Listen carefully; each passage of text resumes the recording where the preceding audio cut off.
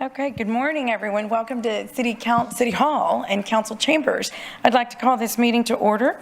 Our invocation will be given by Pastor Steve Lopez with Koinonia Church.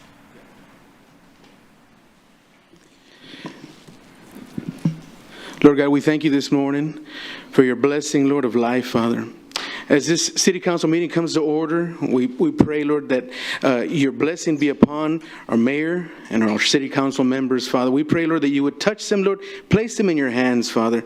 Lord, we pray you would touch their heart, touch their mind, Lord. Father, give them courage, Lord God, to make the difference, Lord, they have to do, Father, and give them wisdom beyond their own, Lord God, as they carry the well-being and infrastructure of our city, Lord God. Lord, we pray this in Jesus' name. Amen and amen. Amen. Thank you, Pastor. Today, our Pledge of Allegiance to the flag of the United States and to the Texas state flag will be led by Magali Ramos. She is a senior at Mary Carroll High School. She is joining the U.S. Army, and she is the FCCLA. She is part of the FCCLA and Student Council. Magali? Go Tigers. Go Tigers. Go Tigers. Go Army. Both those things. I pledge allegiance to the flag of the United States of America and to the republic for which it stands, one nation, under God, indivisible, with liberty and justice for all. Honor the Texas flag. I pledge allegiance to Texas, one state, under God, one and indivisible. Please remain standing for a moment of silence. May all be seated. Thank you. Thank you, Magali. Good job. Yes. Go Army. Ms. Huerta, would you please call the roll? Mayor Paulette Guajardo. Present. Council members Roland Barrera. Here. Sylvia Campos. Here. Gil Hernandez. Here. Michael Hunter. Is absent. Jim Klein. Here. Mike Pesley. Here. Everett Roy. Present. Dan Seckley. City Manager Peter Zanoni. Present. City Attorney Miles Risley. Here. Mayor and Council, a quorum of the Council, and the required charter officers are present to conduct the meeting. Great. Thank you, Ms. Huerta. And that'll take us to Section E, our City Manager's comments and update on city operations. Mr. Zanoni. Great. Thank you, Mayor. And Mayor, members of the Council, good morning. We have a few items on the City Manager report. The first one is a conversation about Max Underground, one of our contractors. We want to set the record straight on some things that we said about the company recently. So just as some background, Max Underground was not awarded, we know, the Flato Road project due to submitting a non-responsive bid. And just the background is that request for bid 6503 Flato Road, which is Bates Road to Bear Lane, was a Bond 2020 project, and the bidding closed on February 15. An individual analysis of the bids performed by city staff and the tabulation conducted by the engineer of record, in this case Freese and Nichols, it was determined that Max Underground had not bid in compliance with the city's bidding requirements. And so Max Underground, the reason that being is Max Underground exceeded the maximum allowable expense for bonds and insurance as required by our RFB basis of bid form. Subsequently, they were declared non-responsive for failure to meet the bid and contract requirements. And Max Underground was notified of the declaration back in February 24th, I should say, of this year. However, Max Underground, being the proud company that they are, did not contest the non-compliance declaration by the city. They didn't ask for any type of administrative hearing or anything of that nature. They just said it is what it is and wanted to move on. Staff recommended a subsequent bidder, and council approved that bidder back in February. But what we want to do today is just make sure people know that Max Underground has been performing contractual work for the city since 2017, and they have consistently delivered quality work, earning them a strong reputation among their clients, including the city, who's one of their clients. Max Underground has a proven track record of delivering 4 successful projects for the city. They did in 2014 the Creekview Extension Project that began in July of 2017. It was completed in October. That was a $300,000 project. I think that's a picture right there. And then for 2014 bond, they did Staple Street. We're familiar with this section. We drive it often. Staple Street, Morgan to Alameda. That was a $3.8 million construction project that they did back then. The project began in November and was concluded about a year later in 2018, began in November 2017. And then Slough Road and City Council District 5, they completed construction there. That was even a bigger project, a $5.4 million project, and that was funded through Type B funds, and that project began in July of 2019 and it ended in April of 2020. And then most recently, Max Underground has done stormwater IDIQ, indefinite delivery, basically contracts with the city. Their last project was in July of 2019, completing in September 2020, and that project was $4.2 million. So we just want to point out, when we had that bid conversation, I know we had several staff members that gave input on Max Underground. We want to make sure the community and other contractors and the council really understands that the bidding issue had nothing to do with their performance, and the reason for the going to the next bidder was because of a clerical error, basically, that Max Underground did not contest. So I want to personally make sure the community knows that as a city manager, we have confidence in Max Underground. They're a proven company, a family-owned business, local business. They have proven quality work, and we hope that they will continue to bid on city projects. This next time, we'll make sure if there's any circumstances and bid irregularities that we actually engage them, even if they don't want to engage us, to make sure this doesn't happen again. So, Mayor and Council, unless there's any questions on that, I'll move to the next item. Okay. Okay, great. Let's turn our attention now to a pretty rigorous event for some, but it's a celebration for many others in our region, really, and that is the 47th Annual Beach to Bay event that begins this Saturday. We're excited to announce the 47th Annual Beach to Bay Marathon. It will be this Saturday, beginning at the beach at Padre Bali Park, and it will conclude at the bay at Water's Edge Park. So the Beach to Bay commenced in 1976 and has grown into one of the largest relay marathons in the United States. Our Parks and Rec Department has been working with the event organizers, and they have last year, at the conclusion of last year's event, and with this year's event, they expect 7,600 participants in the marathon. 7,600 participants, and that includes over 22,000 spectators in attendance. So a lot of runners and a lot of spectators that'll be out there. So with me this morning to further explain it is our Parks Director, Robert Dodd, and then Doug McBee, who is the event organizer, who, I forget, Doug, how many years you've been doing this? You told us, right? 34. So we got a chance to visit with him. He had his little dog on his lap that day. What was his name again, Doug? Yeah, little itty bitty. So, yeah, little itty bitty stole the show on that WebEx. But we do want to get some logistics here, so we're going to turn it over to Robert, who's going to talk to us. Not only does the Parks Department help to make sure this is successful, our Police Department, our Public Works Department, and many other in our community work to make sure this is a successful event. So, Robert. Yes, sir. Yes, sir. Thank you, Peter. I'm Robert Dodd. I'm the Parks and Recreation Director. The Beach to Bay Marathon is scheduled for May 18th. And it begins at 7 a.m. and it spans 26.2 miles, starting at the island and ending at Water's Edge Park. The marathon honors the men and women serving the United States military and all first responders. The relay can be broken up to either a 6-person team, a 2-person team, or a solo runner. There are several different categories and runners for all ages. Quite a bit of planning goes into such an event this big, drawing crowds at multiple locations throughout the city. The Beach to Bay organizers do an excellent job of coordinating the event. As of last Friday, there were approximately 7,800 participants, and that count has been increasing since then. One of the points I would like to highlight is the Wings of Texas are involved. This is their 10th year involved. Wings of Texas makes it possible for athletes with disabilities to participate, And again, like I said, this is the 10th year that they will be part of Beach to Bay. So now I'd like to introduce Doug McBee to provide you additional information and sign-up information. Doug?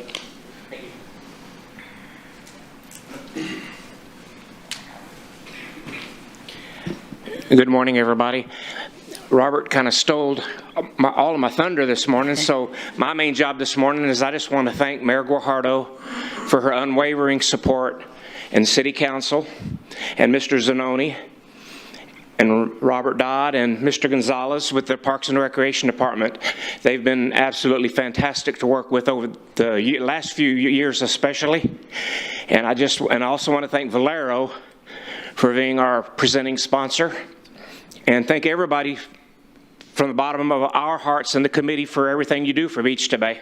Just want to thank you. Yes, sir. If anybody has any questions, otherwise that's pretty much it for me. Thank you.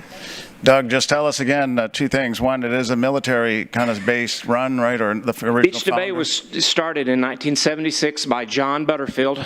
He's 96 now and still kicking, and he formed and started it in 1976 Right. We started in honor of all the military personnel Right. before that served and has served, and we've also over the years now we include all of police officers, fire department, Right. anybody that's serving our community. We do it in honor, and the runners get a wristband at packet pickup in honor of their choice of who they would like to pick to run in honor of. And we also are making special wristbands for Officer Hicks also nice. for this weekend. And we're also taking up a collection, and we're going to have special ribbons in his honor that we will be giving to all the runners to wear. That's great. And then just remind us, there is a registration fee, but some of the proceeds go to where? Well, we have a lot of groups that work on race day for donations. So we have Boy Scout troops, church groups, you name it. There's about 40 groups that work on race day for a donation, which raises about $40,000. And then we also, our main goal is to raise money for the scholarship fund at Texas A&M University for the track and field and cross country program is our main focus. Yes, sir. That's great. And then finally, it is a full marathon, right? And there are some persons running not relaying it, but doing the full marathon? Yes, sir. It's a 26.2 mile distance, which is the full distance of a marathon. It started many years ago, of course, as the relay, and people bugged me forever that they wanted to run the whole thing, which I can't imagine anybody wants to run 26 miles in this heat. I have participated in 107 marathons myself back years ago, and I wouldn't do it for love nor money, but we actually have close to 300 people now that have signed up to run the individual marathon, and 200 that have signed up to run the two-person relay. Wow. Okay. That's a brave 500 people. Yeah. Right? Yeah. Yeah, Great. And then just one more thing, man, I'll turn it over to you. My son will be in the race this year, Nikolai, so yeah, he's doing the relay, so. cool, and I understand you'll be leading the whole group with your bicycle. We're going to be a few of us. with the bicycle crew. Yes, sir. Yep. Appreciate it. Yeah. Yeah, Councilman Varela. Aaron, I also might want to add, if you're running the first leg, bring your earplugs because I'm singing the national anthem. That's right. I forgot. Roland will be singing the national anthem for us, so there's a lot of you guys involved, and I appreciate it very much. Thank you, Doug. Thank you so much. Thank you very much. Great. Yeah, thank you, Doug. Thanks for being here today. Thank you. We'll see you Saturday. Okay, and then Mayor and Council, we do have two staff announcements to make, and both these folks happen to be extensive runners, so coincidentally, we didn't plan it this way, but let me introduce you to Odette Cruz. She is our, Marie Odette Cruz, I should say. She's our new Assistant Director for Human Resources. It became effective on April 15th. Prior to that, Odette was serving as our Interim Assistant Director of Human Resources since October of last year, and she previously served as a Compensation Manager in Human Resources. She's been in human resources and with the city for 20 years, so she's no stranger to us here or our needs as human resources moves us forward. She has worked in other departments as well, including fire and finance. She does have a Bachelor's of Arts from Duke University, and then she has a Master's of Public Administration from our Texas A&M Corpus Christi. So Odette's going to come up and say a few words, and she's also going to confirm whether or not she's running on Saturday. I am. Right, Odette? Yeah. Yes, I will be running leg 4 through the Naval Base. And the HR department has, in many years and this year as well, sponsored 10 teams for the city. So we have 10 teams of 6 runners that will be representing the city. So my team's city champions, and we're looking forward to the race on Saturday. Awesome. So thank you so much, Peter, for your introduction and kind words. Mayor and council members, I stand before you today to be presented as the Assistant Director of Human Resources for the City of Corpus Christi. I stood here in this same chamber back in the summer of 2014 as a recipient of the inaugural Texas A&M City Corpus Christi MPA Scholarship Program. I credit this program for sparking my fire, for advancing my career, and empowering me with the education and the tools necessary to grow professionally. In my 20-year career with the City of Corpus Christi, I have worked diligently in my various duties in these departments that I've worked in, and towards the goal of joining the leadership team. So I humbly thank Mr. Zanoni and city leadership for entrusting me with this responsibility and opportunity to serve the city. The HR department is comprised of many great and hardworking individuals. Together with our director, Rebecca Castillo, I look forward to furthering the mission of the city and the success and care of our employees. Thank you. Awesome.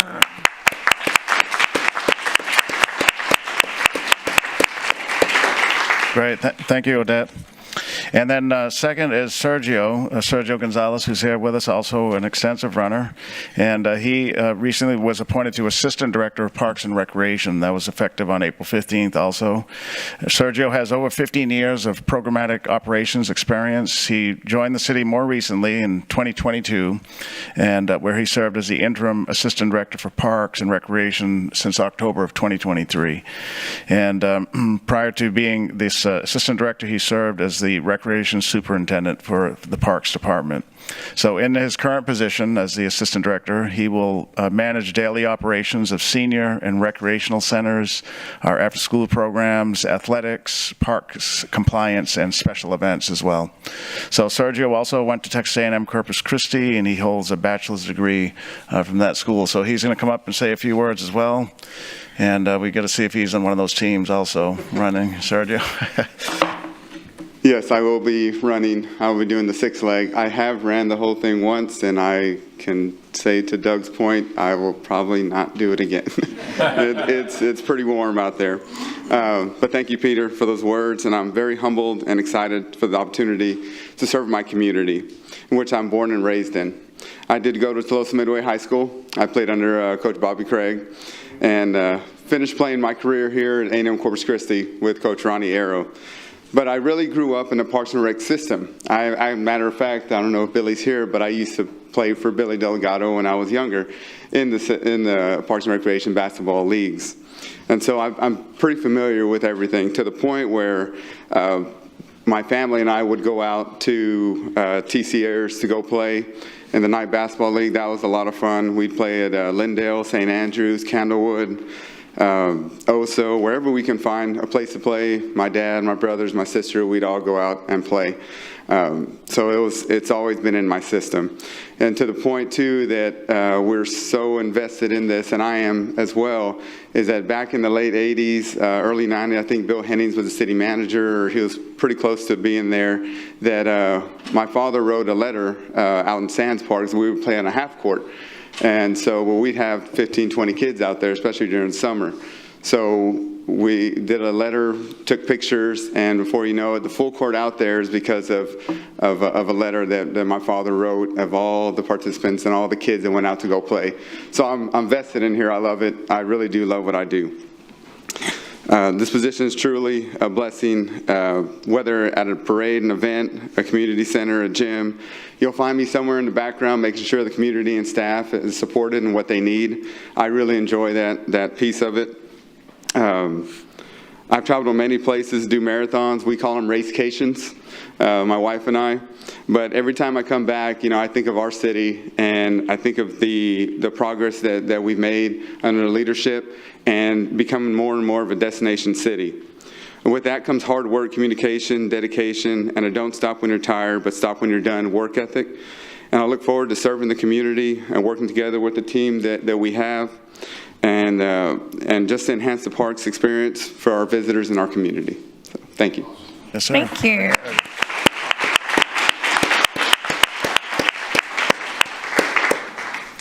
Okay, great. Those two fine leaders to help us in our organization, and we thank you both for speaking this morning.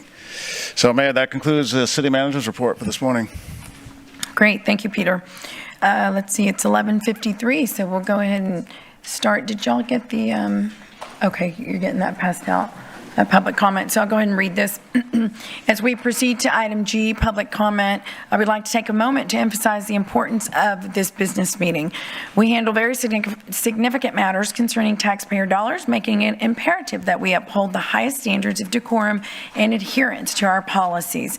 We've received feedback from the community regarding our adherence to our own policies and decorum, prompting us to reiterate our commitment to these principles.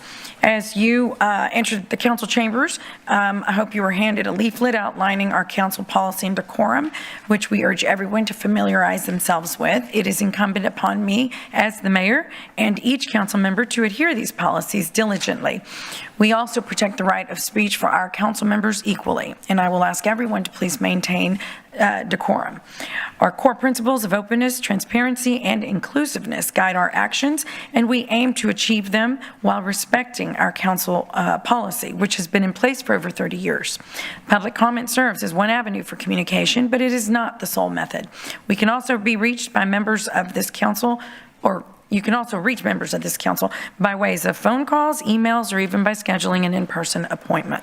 With that said, let's proceed to public comment, keeping in mind the importance of decorum and adherence to this policy.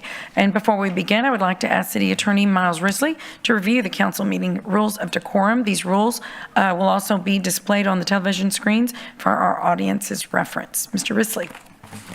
All citizens must be courteous, polite, and respectful of one another, including the city council and city staff. The mayor and council members shall be referred to by title and/or title surname.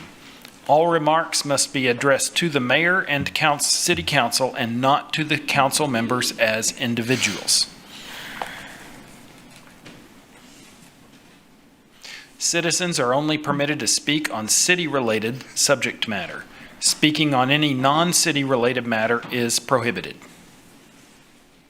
Loud, boisterous, profane, or obscene language or behavior is not allowed. Citizens must refrain from any disturbing noise, demonstration, or other act disrupting to the city council business.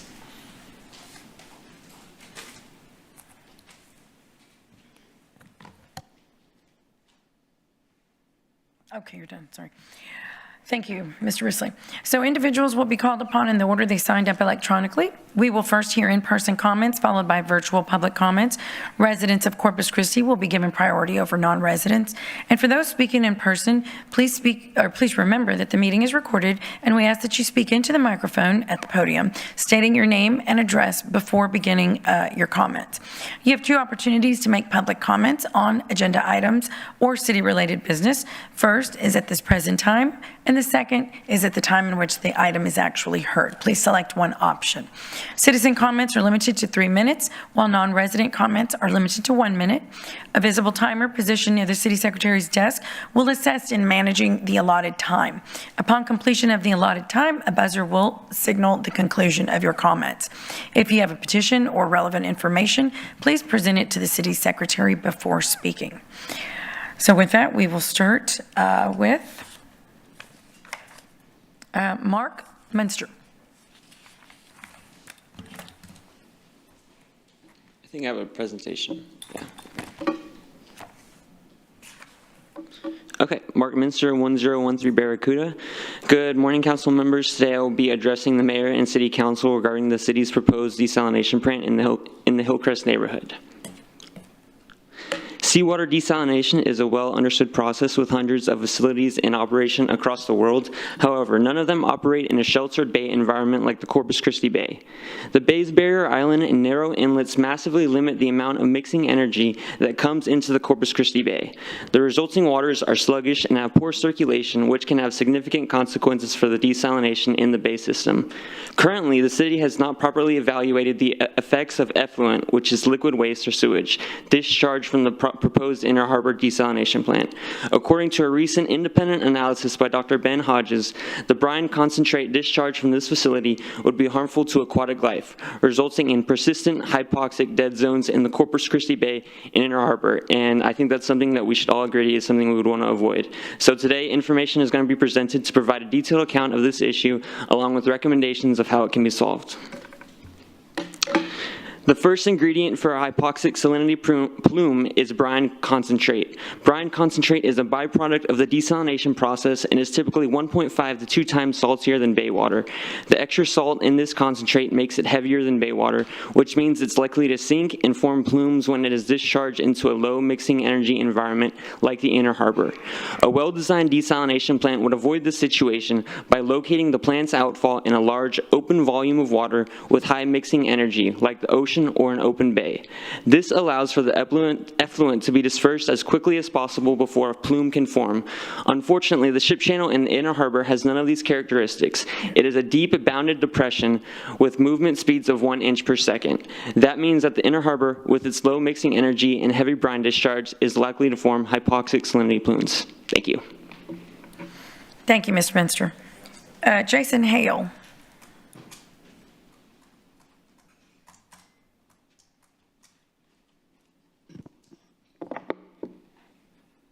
Hi, council members. Jason Hale, 4421 Hamlin Drive, District 2.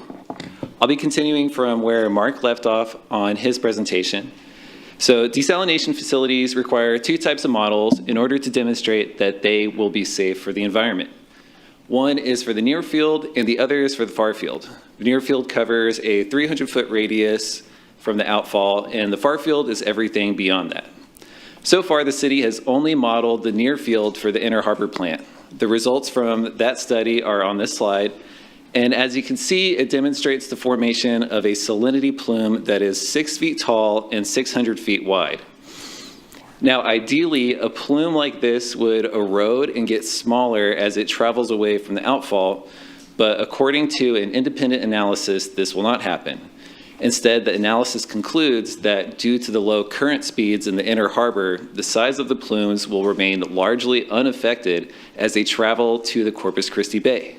This is concerning because it means that the plumes are not interacting with the water above them, and that means that they are very likely to run out of oxygen. So hypoxia is the term for this condition, and it just means that the oxygen levels in a body of water are so low that it is harmful to aquatic life. Basically, aquatic organisms will have a hard time breathing, and they will escape to other areas with more oxygen if they can. The way this happens is that a salinity plume will start out with a normal amount of oxygen, and then it will get consumed as it travels over respirating organisms. Normally, this isn't a problem because water from the surface will come down and resupply oxygen to the lower waters. But since the plumes are persistent, that means they are actually not interacting with the water above them and that they will in fact run out of oxygen. This was confirmed by another independent analysis that found that the mixing energy in the far field is insufficient to quickly erode the plumes, and that this would lead to prolonged states of hypoxia, resulting in persistent dead zones throughout the Inner Harbor and the Corpus Christi Bay. In order to truly claim that this facility will be safe for the environment, the city needs to demonstrate that the salinity plumes will be properly eroded beyond the near field. Thank you. Thank you, Mr. Hale. John Weber.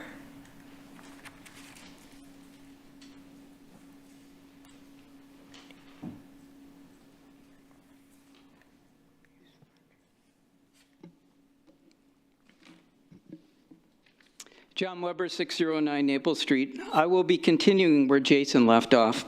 The city has only modeled the transport of desal effluent for the first 300 feet from the Inner Harbor's outfall. The Gulf of Mexico is over 13 miles from the Inner Harbor. Without modeling the transport of brine concentrate from the outfall to the ocean, the city has no idea where the effluent will travel or how long it will take to leave the bay. A far-field model performs this task and is a standard part of the design process. Carlsberg has it, Tampa Bay has it, even the Ports Harbor Island design has used far-field modeling. These are all in better mixing energy environments, making the need for far-field modeling for the Inner Harbor even more important. This means the city is holding its plant to lower design standards compared to similar facilities in better mixing locations.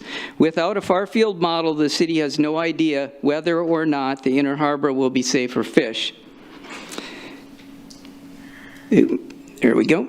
In 2011, the state of California released a study on recommended locations for desalination outfalls. If you read through the recommendations, you will quickly realize that the Inner Harbor's outfall location is basically the opposite of every one of the suggested guidelines. This study also evaluated a shipping channel as a desal outfall location. The analysis concluded that even though the ship channel had good average current speeds, it was unable to effectively transport the effluent out of the channel. After 11 days, the average location for a particle of effluent was not very far from where it originated. The Inner Harbor has lower average current speeds. We can expect worse results when it comes to the transport of effluent. In this case, which all the evidence points to it as being true, then a different location for a desalination outfall will need to be chosen. In 2018, the Texas Park and Wildlife Department produced a study with recommended locations for desalination intakes and outfalls. They have no recommended areas in bays or estuaries. This is because they are all poor locations for hypersaline discharges and can be harmful to fish. Additionally, scientists from the Hart Institute recommend locating outfalls offshore in the Gulf of Mexico. The city should either choose a new outfall location or at the very least conduct a far-field model for the Inner Harbor. That way the city can say with actual data whether or not this facility will be safe for fish. As always, have a nice day. Thank you, Mr. Weber. John Booty? Do you want to put your light on? Yeah. Well, I have some handouts. Oh, hold on just a second, Mr. Booty. Thank Ms. you, Mayor. Campos? Jess, just on this presentation alone, I've never seen it. I just saw it here for the first time. So I'm wondering if we can expand on the information that's been presented at this public meeting. Can we have maybe this presentation done, if the council is interested, but mainly with our Drew Molly, our Director of Water. Has that occurred, or has this presentation been brought? Mayor and Council, the presentations that you receive are done by paid professionals that either we hire or I hire. Mm-hmm. So if you want a presentation by our engineer of record or any one of our water experts, it's up to the council if you want to, put that on the agenda. So we would have to request this presentation to be presented to the council? I don't know what the quote-unquote this presentation is. I've never seen it except for today. So right.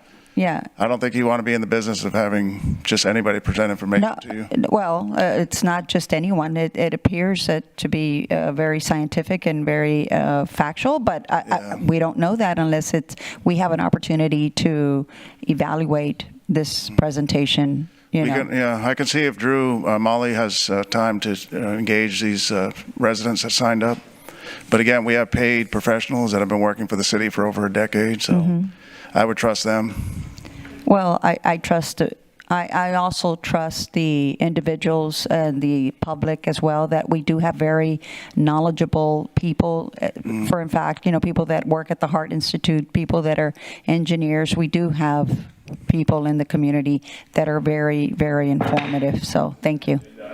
It's not on the agenda, no. Gone way beyond what we're supposed to be doing. Yeah. She's making a comment, which is fine, but you've responded, so. The answer is I'll have Drew Molly work with if he has time. So, yeah. Okay, Mr. Booty. Mayor. Yeah, Hello. I'm sorry, sir. If you'll hold on, I'm sorry. We have one more comment. I wanted to make a mention of a statement of fact, a comment that Mark Minster had mentioned. He said it was an inch per second as a background movement. It's actually less than that. It's a half a centimeter. Actually 0.0057 per our core mix modeling that Friesa Nichols, or actually Plummer, had done. So it's actually a little bit less than that, the water movement.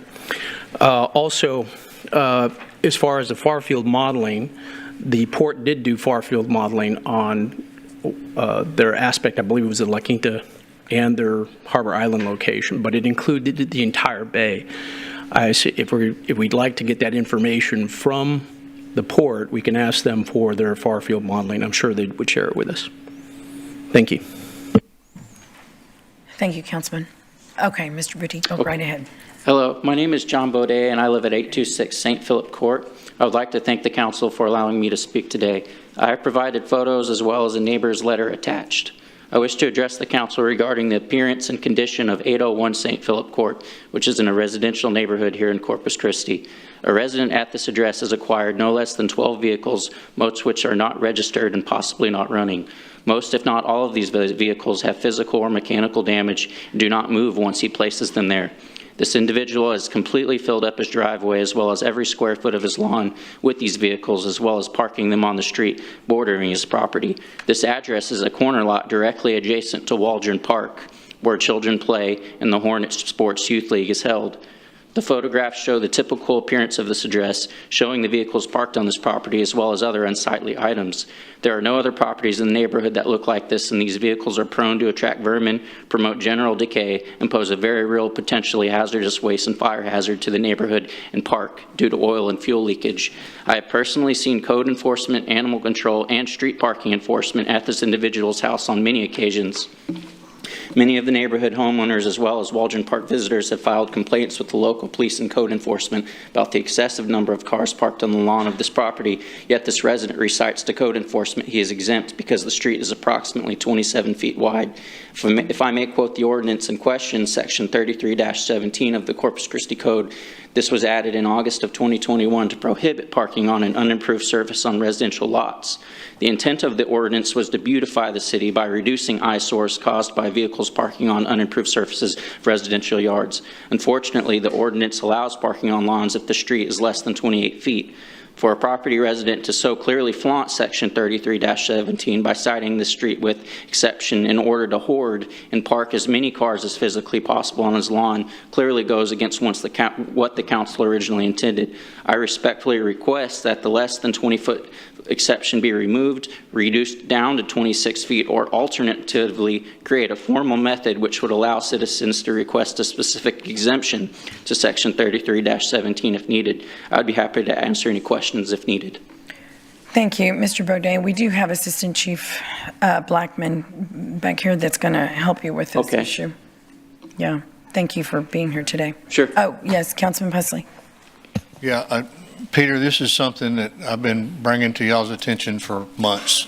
Yes, sir. And the policy that we put in place does not work. The 27-foot rule is just silly because our average street size in this city is 27 feet. Mm-hmm. So we made an ordinance that doesn't make any sense. And so we need to, this is, I've given code enforcement numerous examples of this very thing going on. Mm-hmm. And we've got to come up with a solution. Okay, yes, sir. I know you and I have talked about it just recently, so. Councilman Hernandez. Yeah, Peter, I think the intent of that ordinance was to address the streets that had like bar ditches on each side that you couldn't actually park a vehicle on the street, not a street with curbs and, regular curbs and gutter type scenario. That might need to be addressed to change that ordinance to reflect that. Because a lot of those, I guess I would let better description of a county road type would be somewhere in the 24-foot range. Right. So I think maybe we could do some minor tweaking on that to address that. Yes, sir.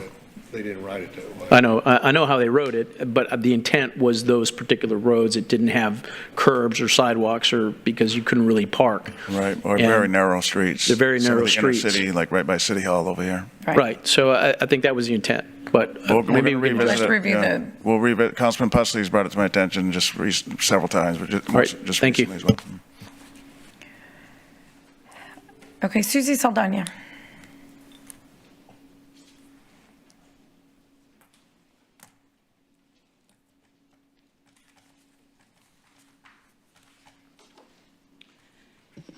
Susie Linda Saldana, 4710 Hackle. I want you to take a look at this. These are your rules of decorum. The mayor had some very nice things to say, but let me tell you something from the audience section. You, as a council, some of you council members are not living up to it. You are not using decorum when you address the employee that you have. I was here at the last council meeting when I heard one council member say, "It's your fault. I hold you responsible," and he named the individual. That is literally wrong. If you were an employee of any other company, I'll give you an example, CCSD, DGBA local, you will not reprimand employees in public. And that is what happened. You did not adhere to your own rules and regulations. You went ahead and named the individual. You went ahead and got after that individual, and that is wrong. If you expect us to have decorum, we expect you to have decorum as well. We expect you to treat your employee with dignity and respect, not to be yelling at them. And if you have only one employee, all you have to do is say administration. You don't have to say the name because all of us know it. So it's time that you adhere to your own rules of decorum. You expect us to do it? We expect you as well. You don't expect us to name it? When I was mad and I wanted somebody to resign, did I say that individual's name? No. The rules of decorum doesn't call for it. I adhere to them. Will you? Have a good day. Thank you, Ms. Saldana. Jack Gordy.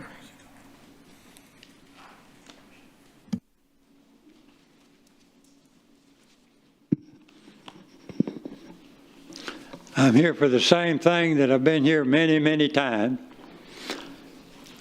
All of you is getting a paper.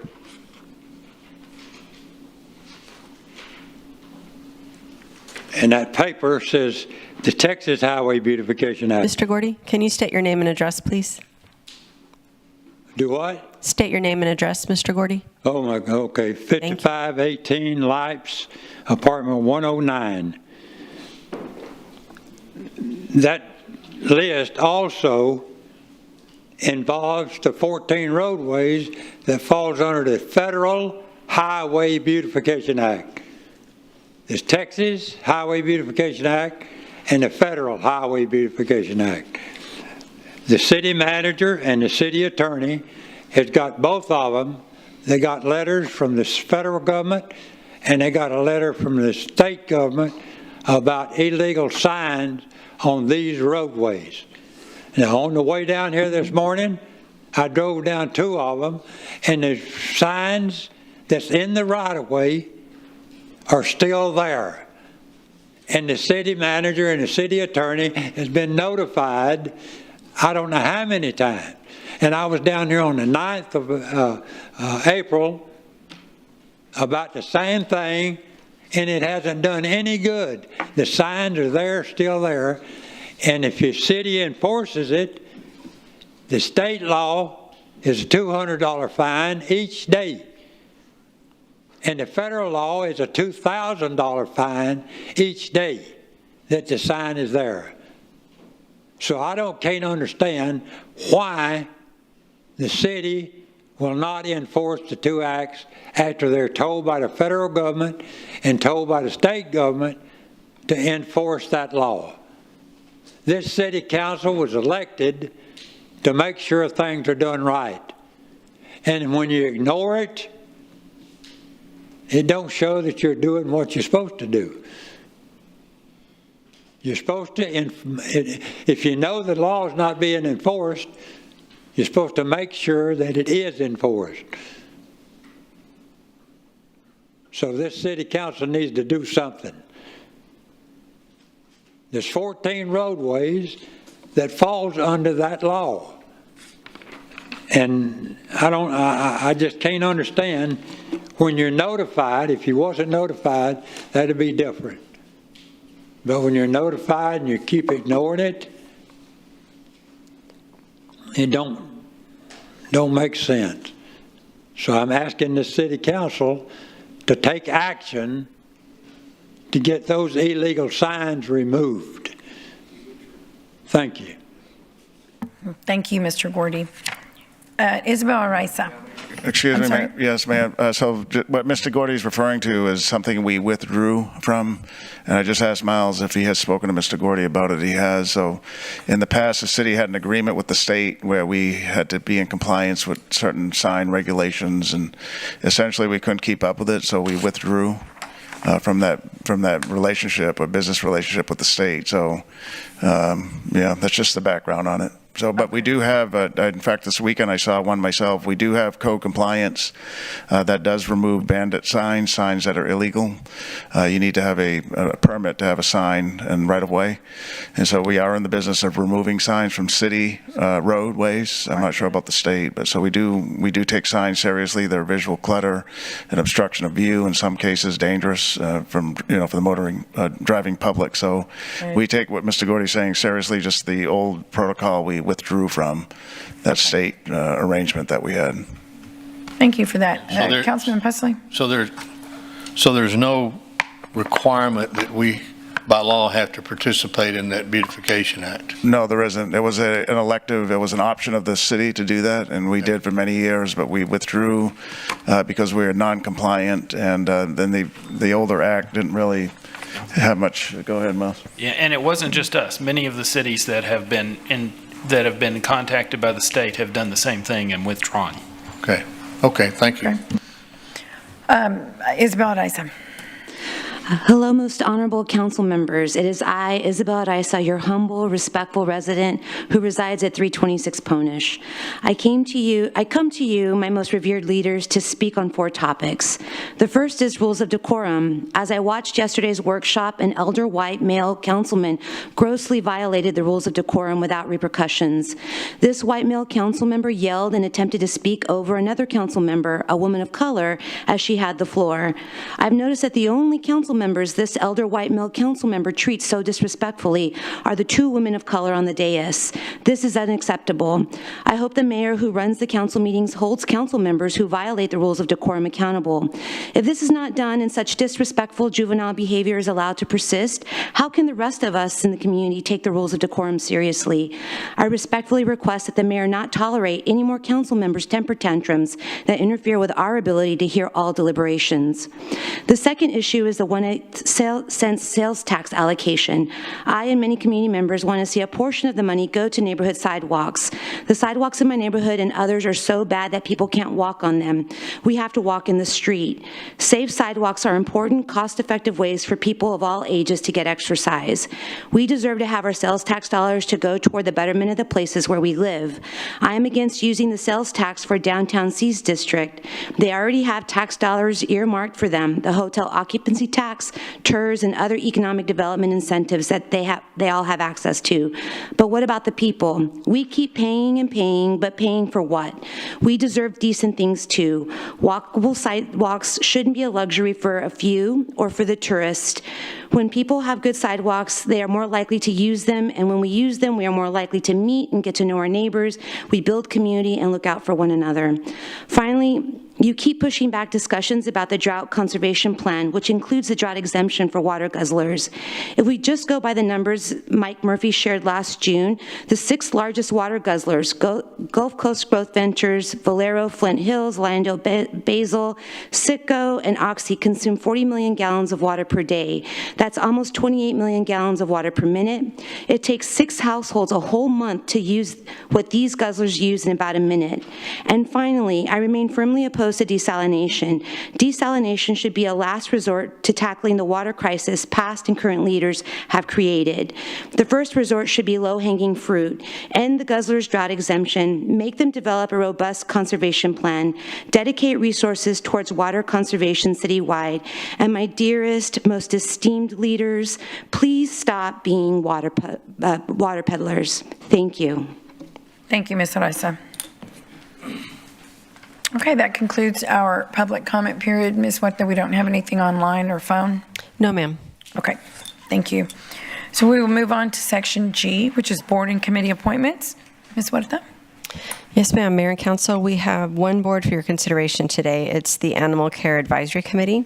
There are 2 vacancies representing the preferred but not required categories of 2 community at large.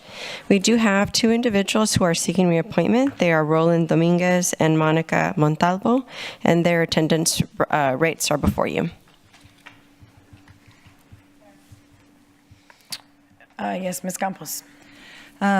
I make a motion to reappoint Mr. Dominguez and Ms. Montalvo on ACS, on the Animal Care Services. Okay, both of them?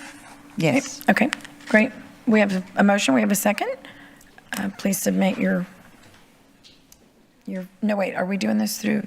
Yes, We are I just need the motion and the second, We have a so motion. I didn't hear a second yet. But. Councilman Klein? Oh, awesome. Okay. So, council members, if you would please vote. Yes, please submit your vote to reappoint. Oh, you did it. Oh, okay. I'm so sorry, Stephanie. I didn't notice that you did it. Apologies.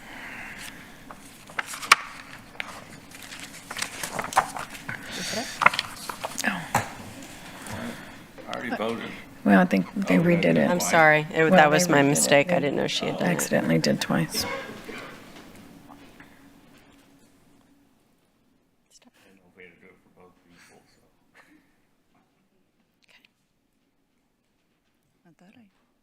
Did you stop it?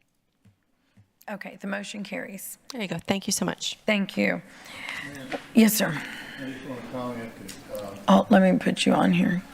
I just want to Councilman comment that once again, we, members of this council, myself, and Miles, this is directed toward you. Somebody's supposed to be in charge of making sure you say at the beginning of the meeting that we're supposed to be addressed by our title and not by anything else. So once again, this has happened and nobody steps in to do anything about it. So I've said this before, we need to take that card and all those rules we read and throw them away. Because if we're not going to enforce what we're saying we're going to do, then let's just ignore it. Mr. Risley, you need to let us know if something, if a rule of decorum was broken, the expectation is you're going to let us know. I'm sorry? I didn't see any. You did not see anything? Address outside those rules. So. Okay, so Councilman Pusley, the rule was not broken. I'm clearing that up for the record because I don't want, there has to be an understanding of, when it's broken. I appreciate your advocacy on it. And then Mr. Risley, I thought we were on the same page where, he needs to make sure he lets us know. Mayor, obviously we're not. Go ahead. And so it's like I say, if we're going to be referred to by anything else other than our name or our position on this council, or instead of something insulting, then we need to have a clear understanding of that. And if we're not going to do that, then we need to take that rule that you're reading every time before the meeting and throw it out the door. Because that's not what we're doing. We're not following our own policy with respect to rules of decorum. And Mayor, I would hope that you would also help with that. You're the director of this meeting, and you should, we don't have our microphones turned on, so I can't respond. Well, we can't respond either way. Well, and so here's the deal. When the violation takes place, we ought to stand up and say so. I think, and I'm not the lawyer, if a violation did not take place, I realize you won't like that answer, but if that's the case, then that's the case. So Miles needs to let us know. Well, then why is he saying we're supposed to be responded to with our respective titles? If we're not going to do that, then throw the rule out.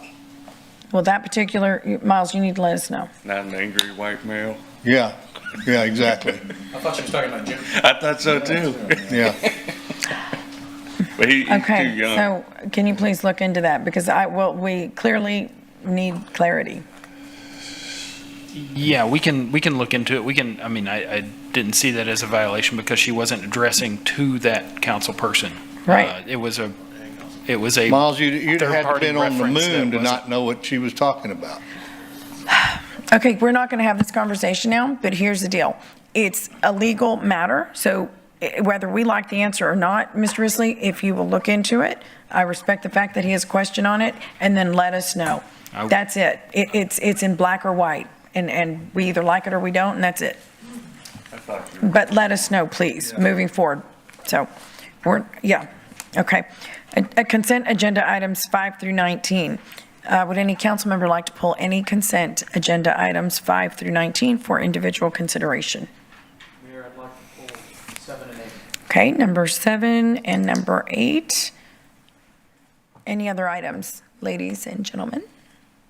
Okay, there being none, I will entertain a motion to approve the consent agenda with the exception of items 7 and 8. I move for approval. Okay, we have a motion, we have a second. Ms. Campos, did you have a comment? No, just second. Okay, go ahead and submit your votes, please.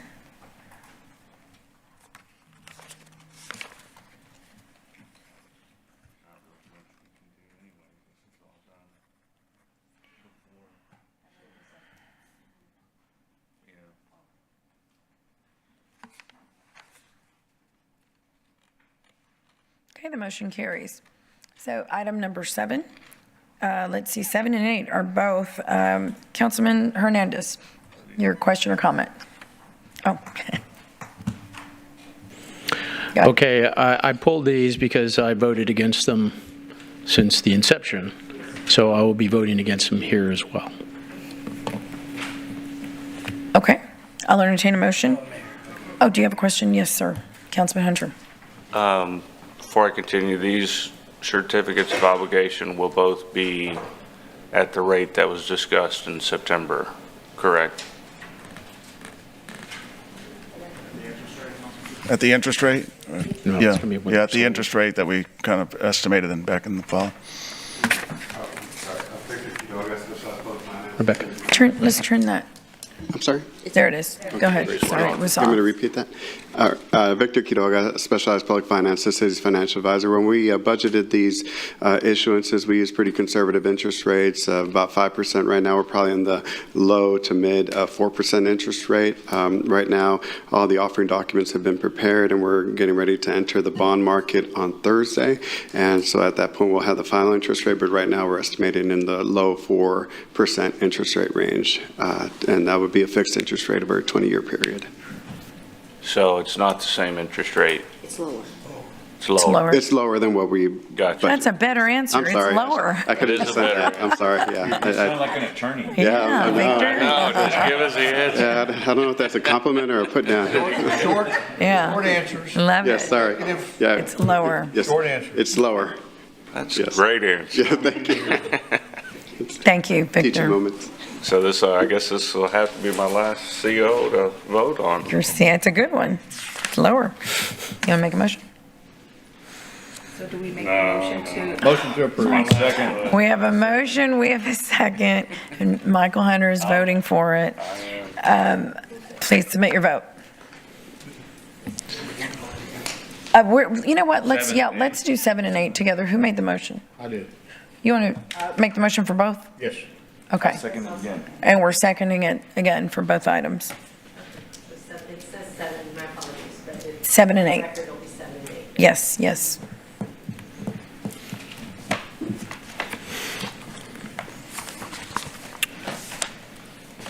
Okay, the motion carries.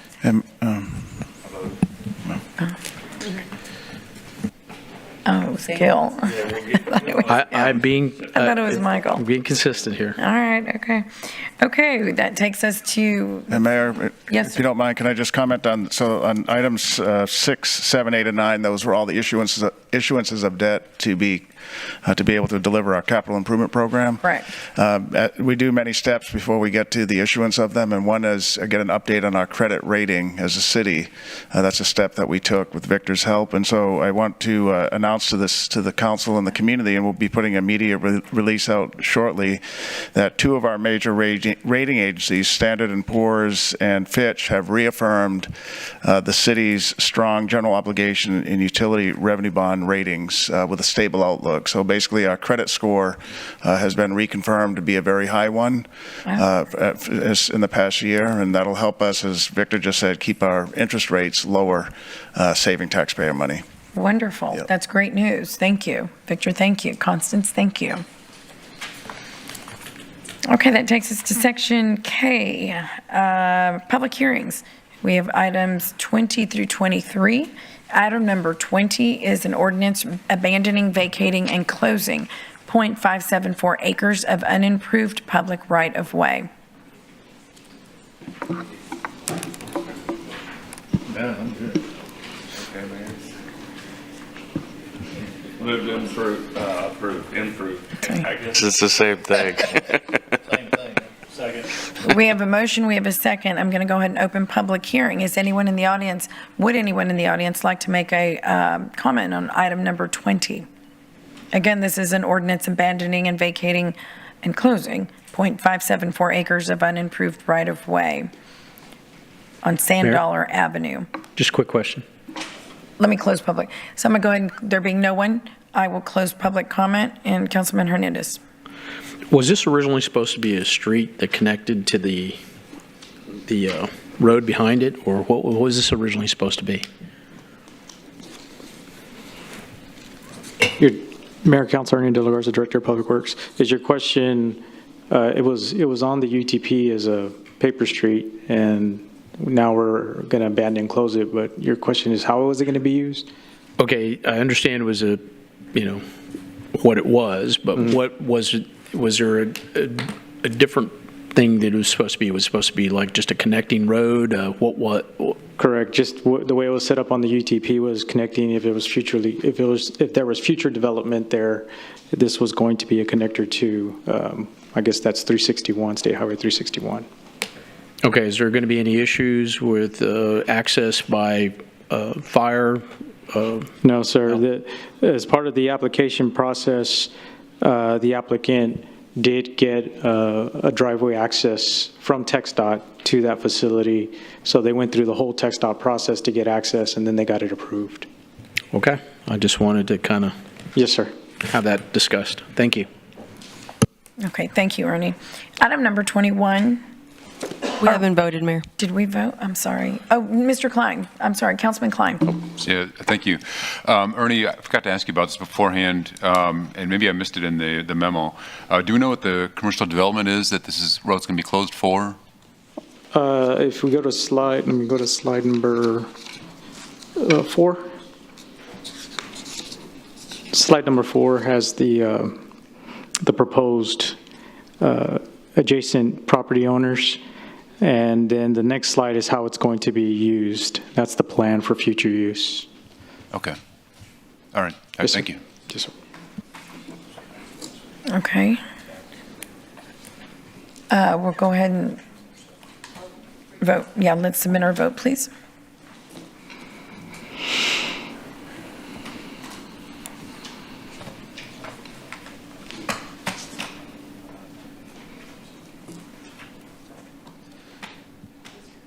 Mr. Suckley?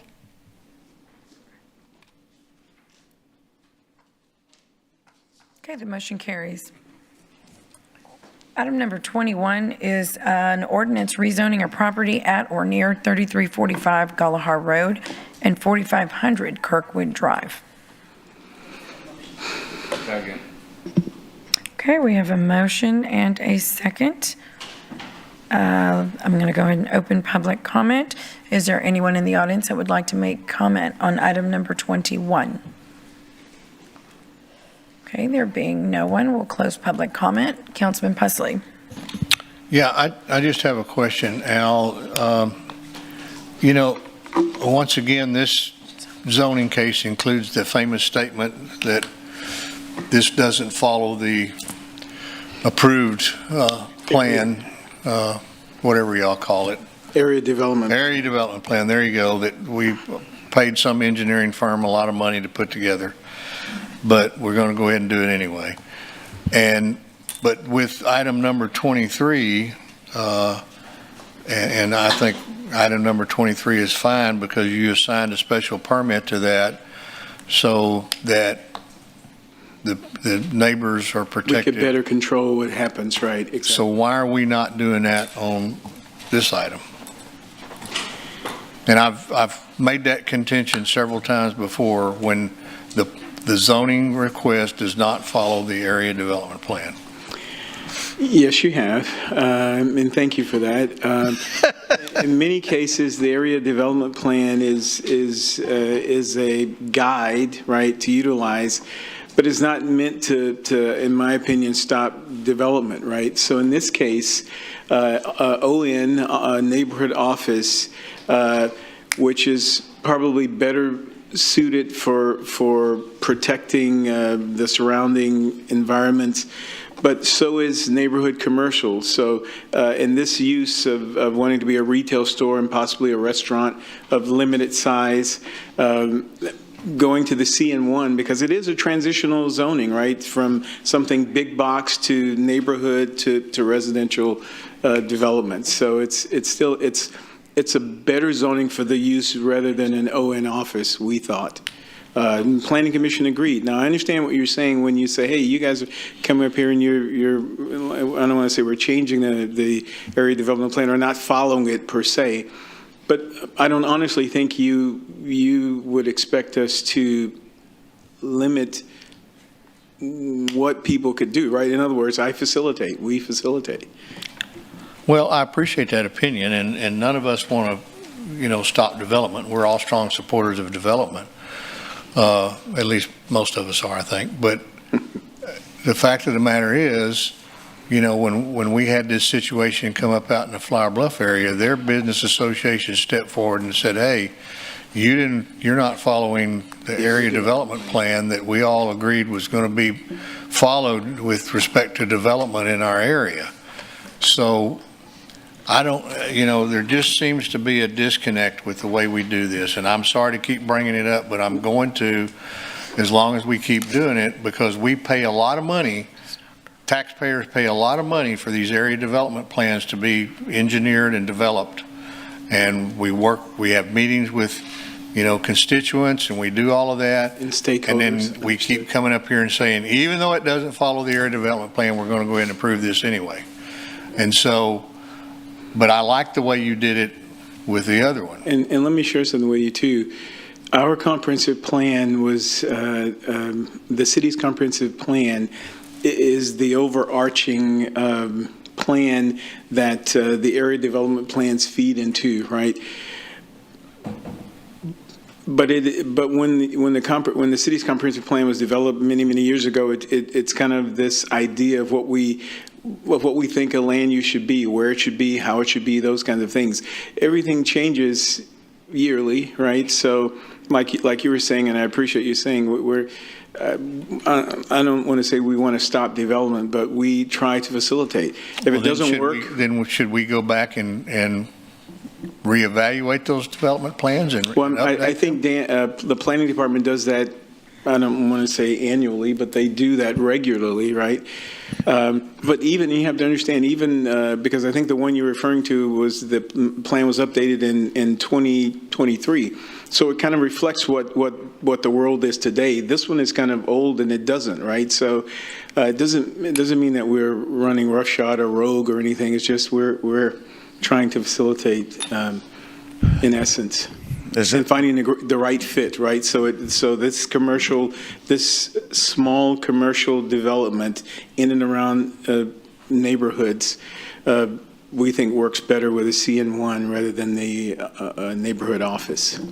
What area development, is it in an area development plan or in Plan CC? It's the Southeast Area Development Plan. The Southeast? And that plan is 29 years old. So it doesn't mean that the vision back then wasn't correct. It's just, hey, things have sort of... Well, I respect that, but if this is something that we need to do, then if this plan is 29 years old, then obviously it needs to be updated. But, Understood. I have a burning desire, and always have, even when I served on the Planning Commission, to protect neighborhoods and people's homes. And we have to be very respectful of that. And so I don't have a problem with these businesses. They're fine. But we need to make sure that we're not going to do something that creates a problem for the people who live there and raise their families there, and kids go to school, and et cetera, et cetera. So that's my biggest concern. So if we need to update an area development plan, then we need to move that process forward. And that's all I'll say. Councilwoman Campos. Thank you, Mayor.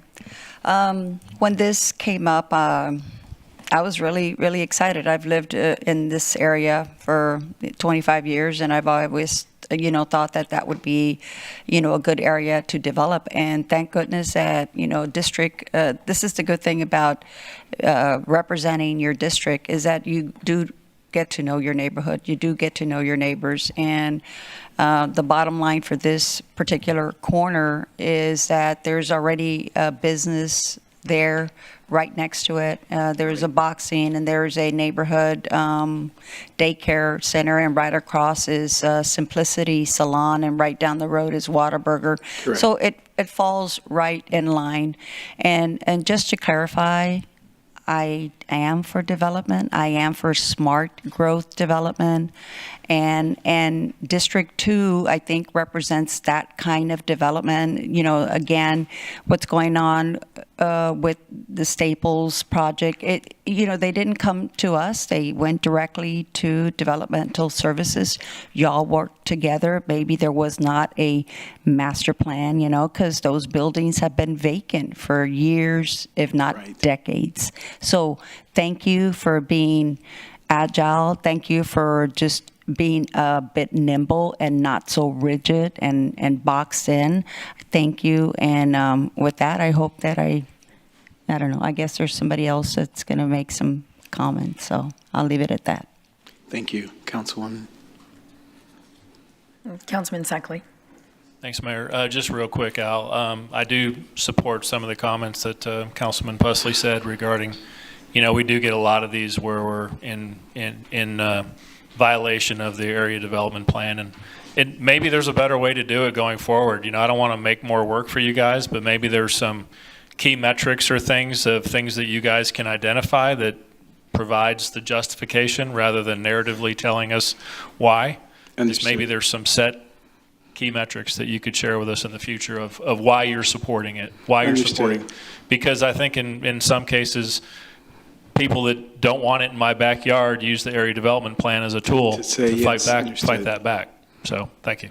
And the only thing I would change about what you said, thank you very much, is you use the term violation. I wouldn't use violation of the area development plan. It would just, we'll find a word, common ground. Thank you, sir. Councilman Pusley.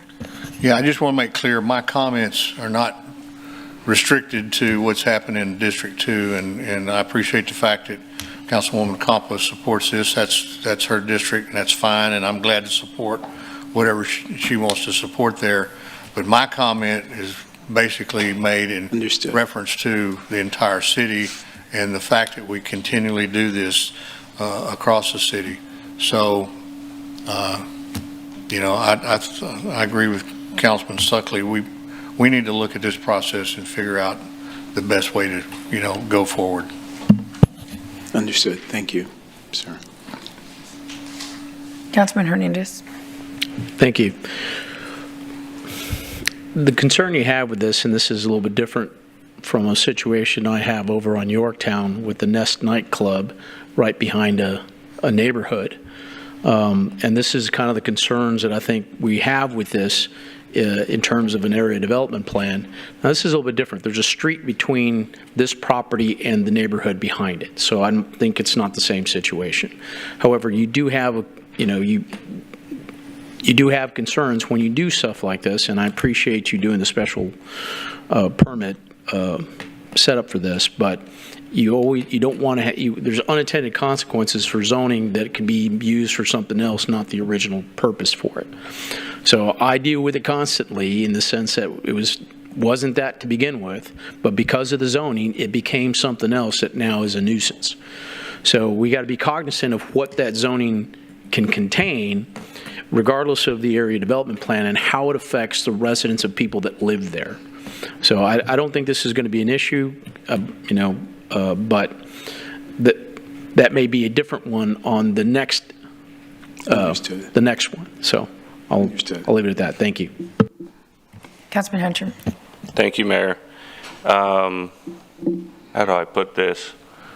I agree that the ADP needs to be updated, but what I guess I mainly agree with is why are we hiring these groups to come in and set these standards for us? I guess what I'm getting at is I think y'all are very well equipped and smart enough to do it on your own, so I sure hope we don't reach out to another group to go do another study. That's all I'm getting at. Think y'all can handle it. But yes, probably needs to be updated. But the last few groups we've been hiring, they really don't do much. Y'all are really doing all the work. So if we're going to talk about going out and hiring somebody, I'm against it. The only reason I'm speaking up is because y'all act fast. So thank you. Thank you, sir. Okay, I think we have did we have a motion in a second? Who made? Yes, Sylvia and me. Okay. Please submit your vote.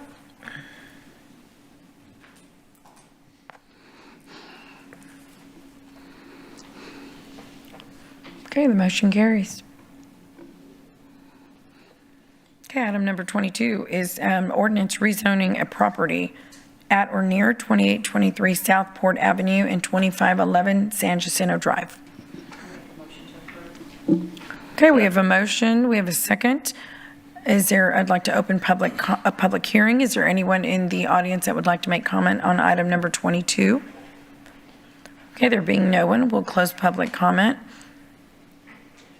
Please submit your vote.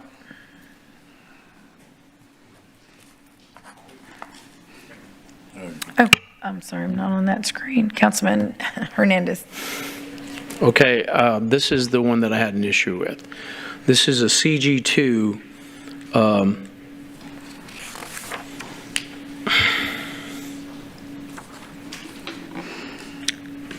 Is there anything that would prevent the same owner from having this nightclub or a nightclub put in this restaurant once you rezone it and it's the same owner?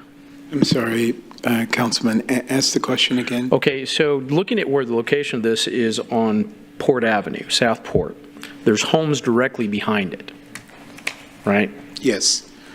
So if the intent for this is to be a shopping center with a restaurant, is that correct? Or a retail shop with a restaurant, right? With a restaurant, right? So is there anything that prevents them from doing something different if it's the same owner?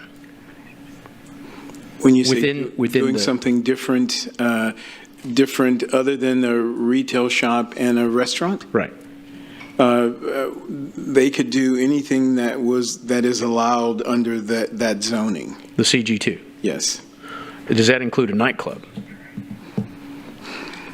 Give me 1 second.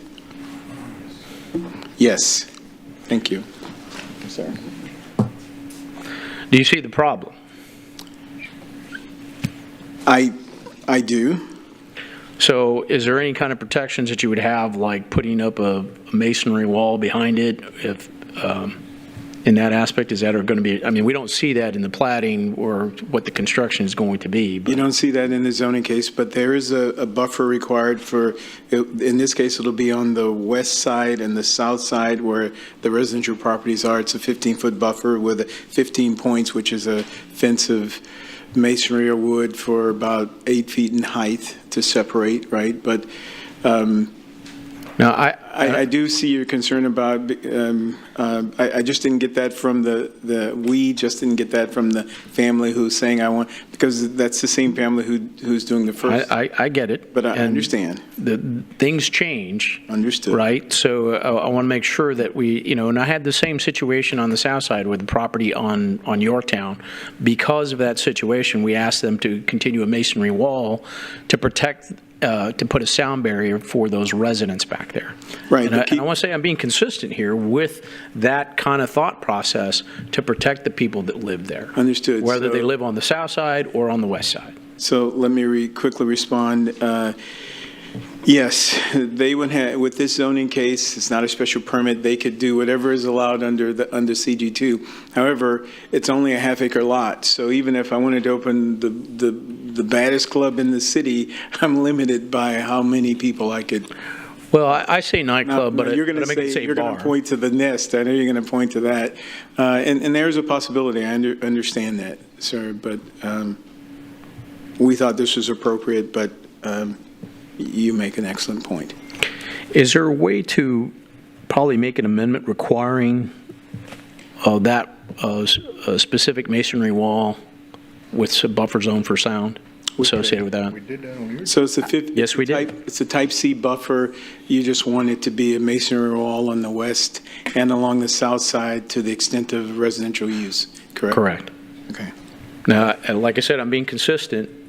I required that on my own, in my own district, and, you know, I don't know, I guess, Councilman Roy, if you're considered. Whenever you're. Oh, I'm sorry, it's your district? I thought it was Yes. Councilman Roy's. That's Sorry. fine. So, are you done, or? Okay. Yeah, I'll hold off and see if it. Okay. Councilwoman. Again, knowing that area, there's, I think, a few bars, if I'm not mistaken, on that port, or have been. I mean, that is one of, as a matter of fact, that's the old stomping grounds of my parents. It used to be the Flamingo on that, port where Goodwill Industries is. So that neighborhood, that area, as much as I, appreciate the concern, and like Councilman Hernandez is saying, it's about consistency. I think it should be, and yes, it should be taken into consideration, but I don't think it is necessary for this particular case to require a wall. I mean, for something that neighborhood has had and does still have. I mean, there's bars all along Port. So I'm just grateful that the Barajas, I've never met them. I think they've called. I don't know if they're in the audience. Are they in the audience? I No? don't think so. Okay. Well, just to say thank you for investing in these, blighted, I mean, like really they blighted areas. It's really just wonderful to see this family investing, their hard-earned money to invest in these neighborhoods. So that's all I'm going to say. And I will make the one point, Councilman. Much like the place on Yorktown, Galahar, the first case, this case is on Southport. Those are commercial corridors, right? So we have to collectively figure out a way that commercial development, which will eventually take over those roads, we can mitigate, we learn how to mitigate the impact, right? So whether it's 15-foot buffer and an 8-foot wooden structure or a 15-foot buffer and a masonry wall, I understand what your concern is and what you're getting at, and so do we, right? So that's why we select the zoning and the appropriate buffers to hopefully create a meaningful existence between the two. Well, every property is unique in the sense of what it looks like. Like the property she gave an example from with the Goodwill, there's not homes behind it, there's a street behind it. Understood. Right? There's not a home directly behind the property. There's a home directly behind this property. I mean, homes, yes. And there's homes because it's not, I mean, it's kind of an angle and you have homes on the south side and the west as well. And the west of it.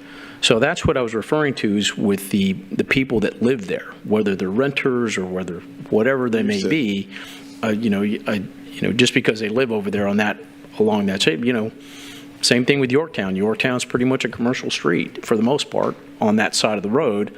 You still want to protect the people that live there. Understood. Right? And we had this long conversation about an issue with a car wash, specifically there on the intersection there, right? Yes. So, I'm very aware of how businesses can affect the quality of life of somebody that lives next to it. Negatively impact. I understand that. Because it's happened to me twice, and I always look at it from that perspective. Is it going to affect the person that lives right next to it?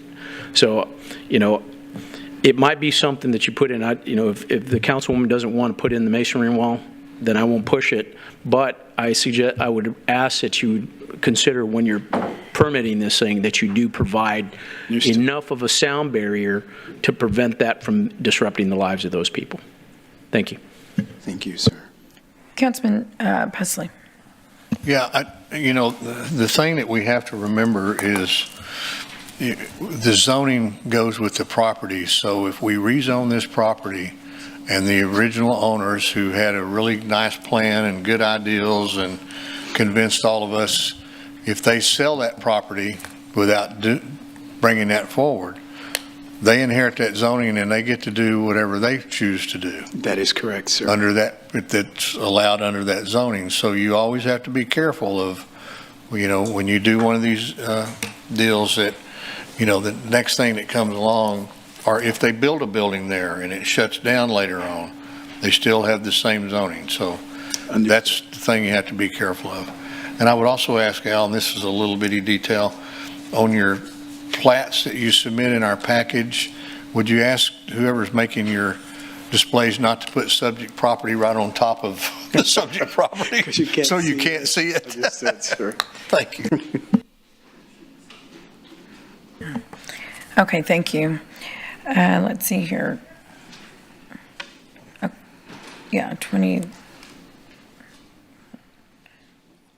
Okay, yeah. So item number 23. We haven't voted, Mayor. Oh, I checked it off. Yeah, we started and then. Oh, that's right. That's Yeah, right. and then we had a Councilman Hernandez question. Yeah, so we need to go ahead and submit vote. Okay, so we're still voting on what's presented as presented by staff, right? Okay, I'm going to go ahead and start it again, if that's okay. Right.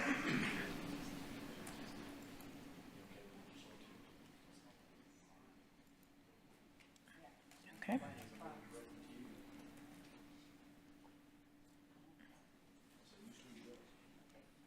Councilmember Hunter?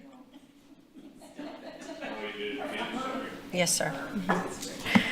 Okay. Okay, the item carries. Yeah, Gil. God, District 5, that's 1, 2, 3, 4, 5.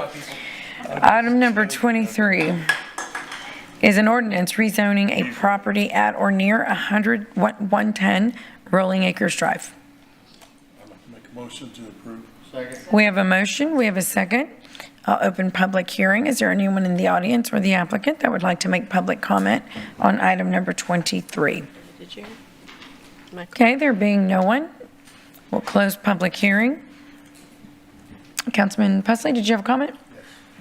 Thank you, Mayor. Al, I really like the way y'all handled this. I think this is a perfect way to do it. That Leopard Street corridor there has been transitioning to commercial for a long time now, many years, but there are still many homes located on Leopard Street and behind where these commercial developments are taking place. And I think this is a good way to make sure that we're protecting those homes until the full transition of that Leopard Street corridor has taken place. So thank you very much for that. Thank you, sir. Okay. Ms. Huerta, did you have something? No? Okay. Okay.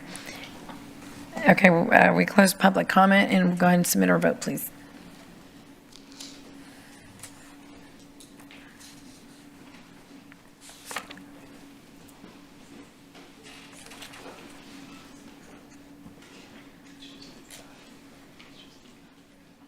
Okay, the motion carries. At this time, the council is going to go into executive, we're going to break for lunch and go into executive session on items 29 through 31 per the Texas Government Code, sections 551.071 and 551.087. We will return shortly.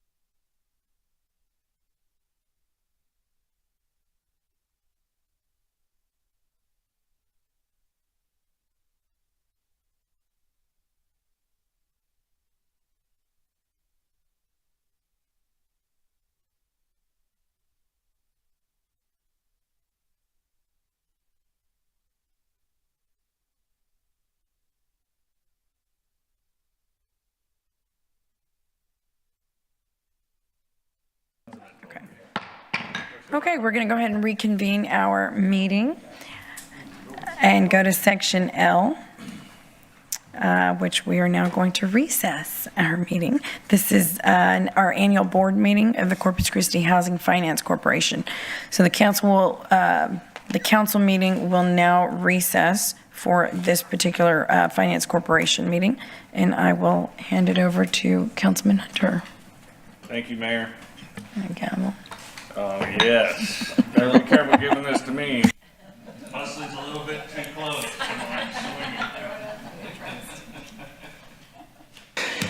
All right. As the president, I call this meeting to order. Ms. Huerta, could you please call the roll? President Michael Hunter. Here. Vice President Roland Barrera. Here. Sylvia Campos. Here. Paulette Guajardo. Present. Gil Hernandez. Here. Jim Klein. Here. Mike Pesley. Here. Everett Roy. Here. Dan Seckley. Here. We do have a quorum present to conduct the meeting. Do our 3 community members in the audience, would any of you like to participate in public comment? I didn't think so.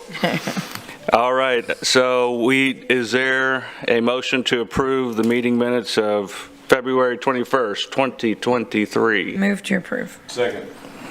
All right, do we do the voting on here, or how do we do it, Rebecca? Is that We're going set to up? do a voice vote, sir. All right, voice vote. So all in favor, say aye. Aye. Any opposed? All right, motion carries unanimously. Treasurer's report. Constance, we're ready for you. Good afternoon, Constance Sanchez, the Assistant Treasurer for this organization. And before you in your packets, you have 2 financial statements. One is the audited statement as of September 30th, 2023. And then we also have the 6-month statement as of March 31st, 2024. So I'll begin with the audited September 30th, 2023. Total assets, $750,101. Liabilities of $237,311, and those are unearned developer fees from Costa Tarragona. Our fund balance is $512,789, and total liabilities and fund balance of $750,101. On the income statement, we have $28,002 of revenue for the year, no expenditures, and then again, our fund balance is $512,789. And then for the 6-month ended March the 31st, 2024, the only activity we have is earned interest of $13,904. And so our fund balance at the end of March 31st, 2024 is $526,693. And that completes my report. All right, thank you very much. And we don't need a motion to approve that, so Constance, we'll just give you a thumbs up. Great job. All right, so now we're going to have the election of the officers. This is kind of one of the main motions we're going to be making on this committee, and I'm going to be stepping down and resigning as Mr. President. So, and let's see, do I get to nominate my replacement, Rebecca? Is that okay? You haven't made, yes, sir, you can if you like. So I'd like to make a motion to allow me to resign as president. Mm-hmm. Is there a second? Second. All right, all in favor say aye. Aye. All against? All right, everyone wanted me gone. That's pretty good. And I would like to make a motion to appoint Councilmember Everett Roy as president. Second. All right. Move nomination cease. Mm-hmm. All right. Is there? Second the motion. Second. So all in favor, say aye. Aye. All opposed? All right. So congratulations, Mr. President. Before I hand it over to you, I have one more duty, and that is to entertain a motion to keep Councilman Barrera as vice president. So moved. Second. And all in favor, say aye. Aye. All opposed? Aye. Who voted against it?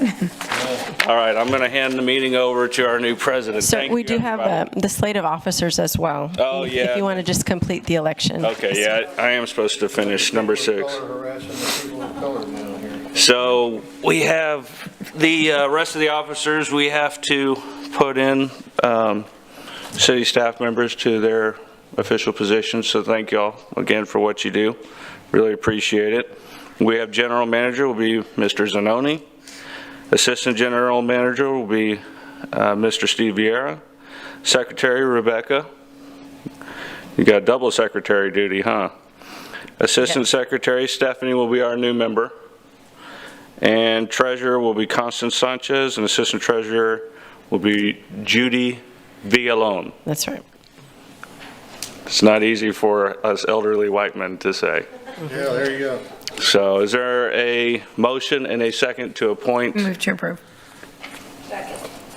All in favor, say aye. Aye. All opposed? Thank you. It's an honor to serve, everybody. Thank you. Great honor. There you go. Are you going to take my seat where the hammer is? I can bring the hammer to you. You want me to take the hammer? Okay. Yeah, sure. Or we can switch. I really should be done moving. Make sure you use that on Could have used it in closed session. Oh, yes, I can. Go ahead. All right. President Roy, we have item number 7 would be the first action item to consider today.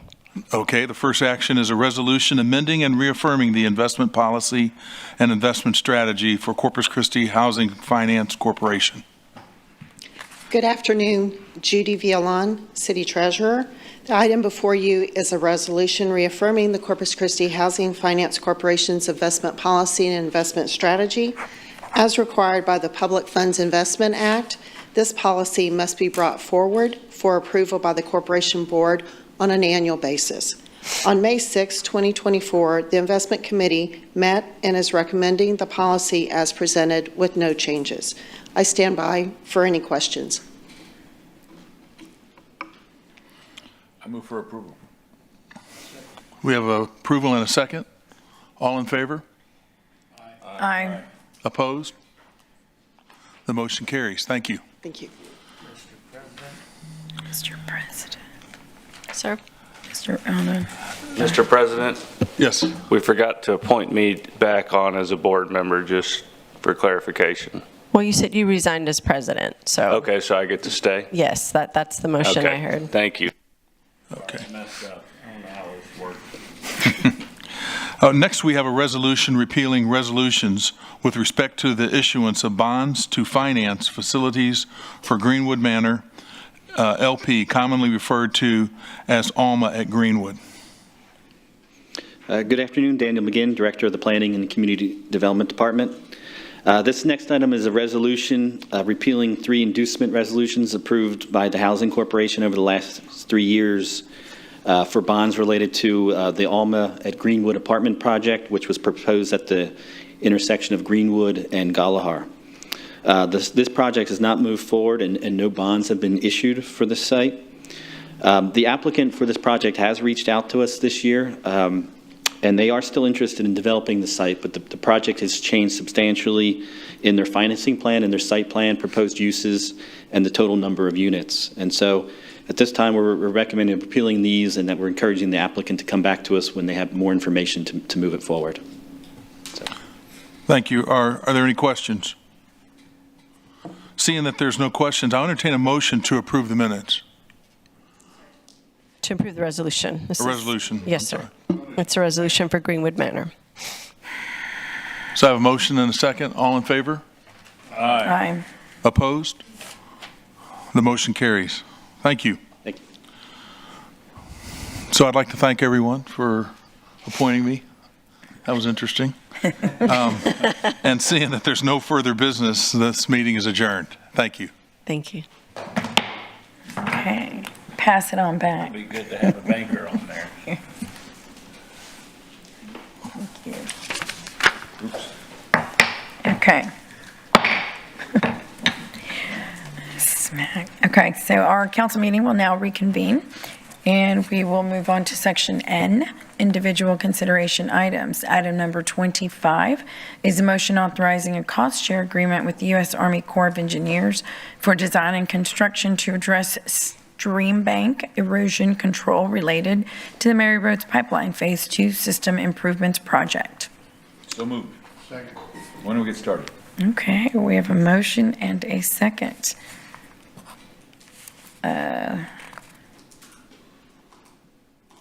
Do we need to do open? It falls into the river, right?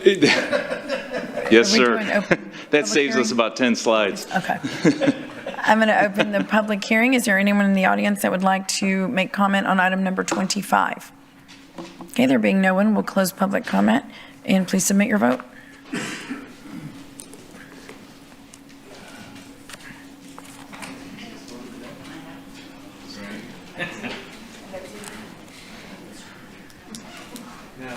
The motion carries.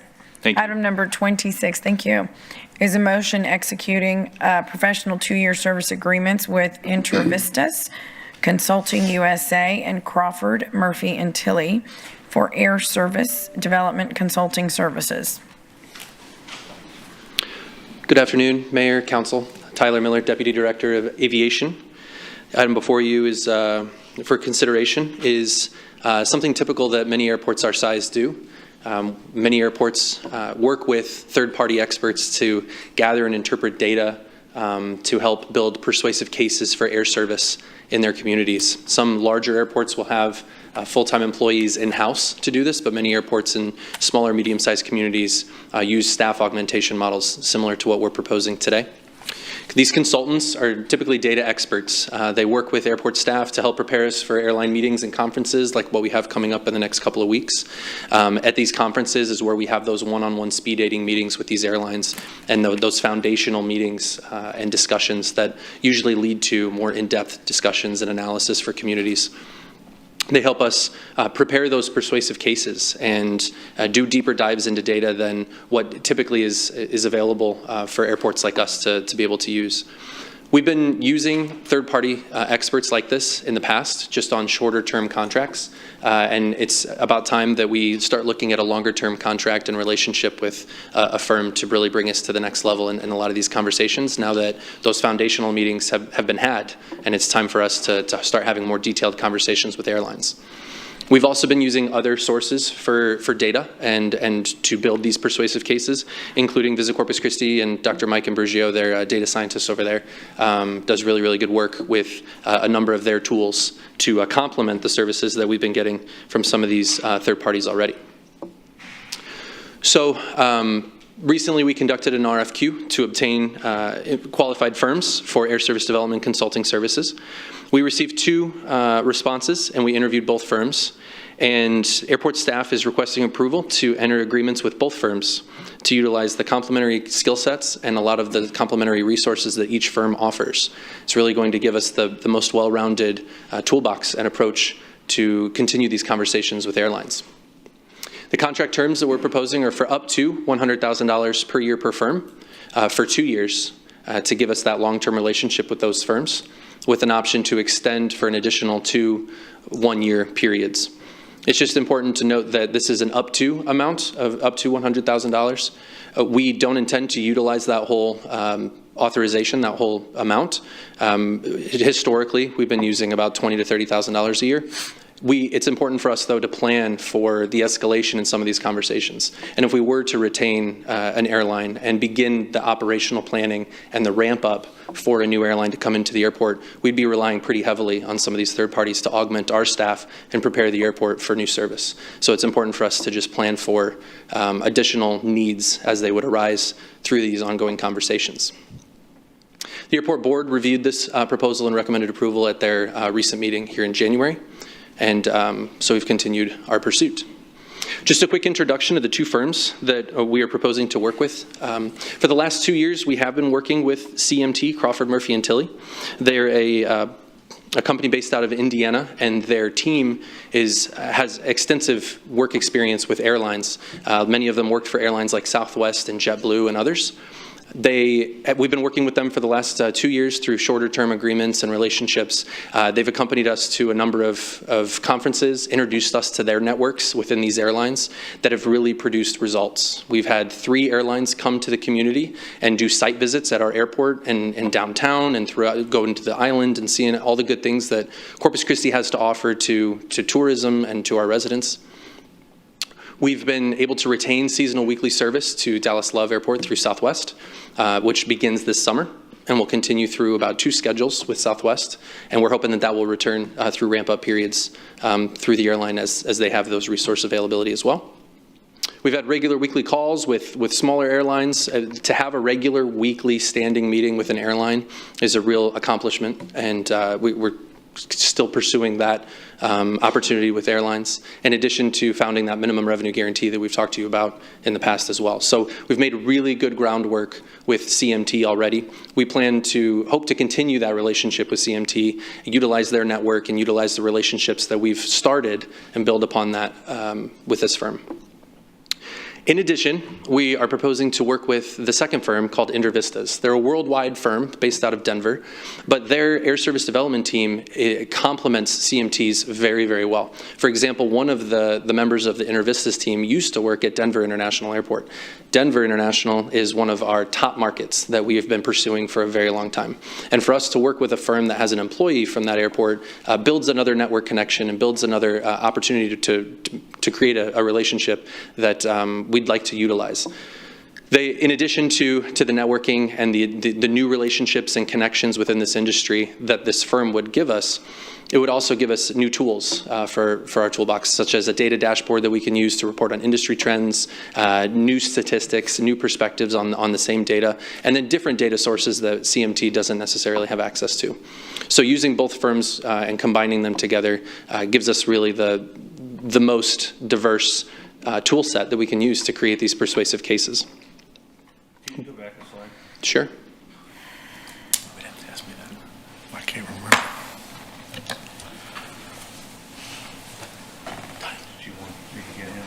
Councilman.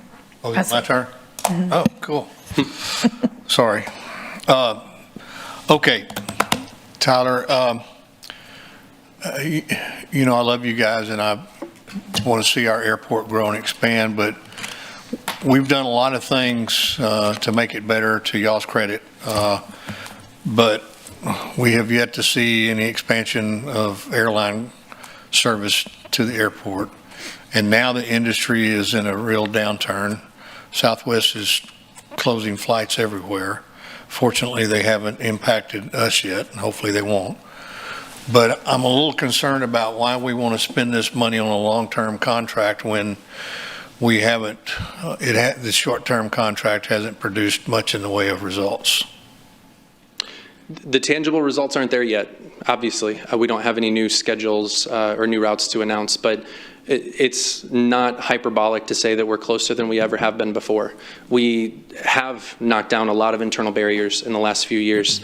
We've right-sized our costs. We're now more competitive compared to our competition in terms of airports in communities our size. We're now competitive. But how is this contract going to get us more service to our airport? It's all about continuing the relationships that we've already built and staying relevant with the airlines. You're correct that right now many airlines aren't making moves to expand their service. Some are, but many aren't because of fleet shortages or pilot shortages. But the fact is, we're now higher up on those lists than we ever have been, and it's because of relationships like this with CMT and because of the meetings that we've had and the conferences we've attended to spread that story and provide a persuasive data-driven case. That's why we're at the top of the list.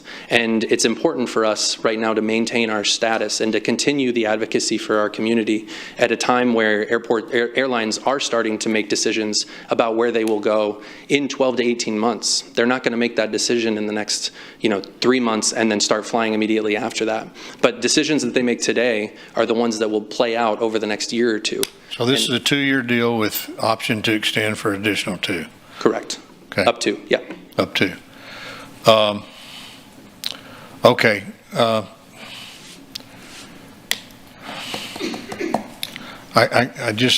don't know. I have a real hard time with this. How are you going to pay for this? This is paid for out of our operating budget. We've already budgeted to have these relationships already. We're just looking to establish maybe just a longer format of this relationship rather than doing it at one conference at a time or one quarter at a time. We're looking to just do a longer period to have a little bit more stability in our approach. So the $100,000, the not to exceed amount, does look like a lot, but we've already budgeted in 23, 24, and now even into FY25 an amount to be able to work with these firms and continue the efforts that we've already been doing. And then that 100,000 gives us a little bit extra room for when that announcement does come. Okay.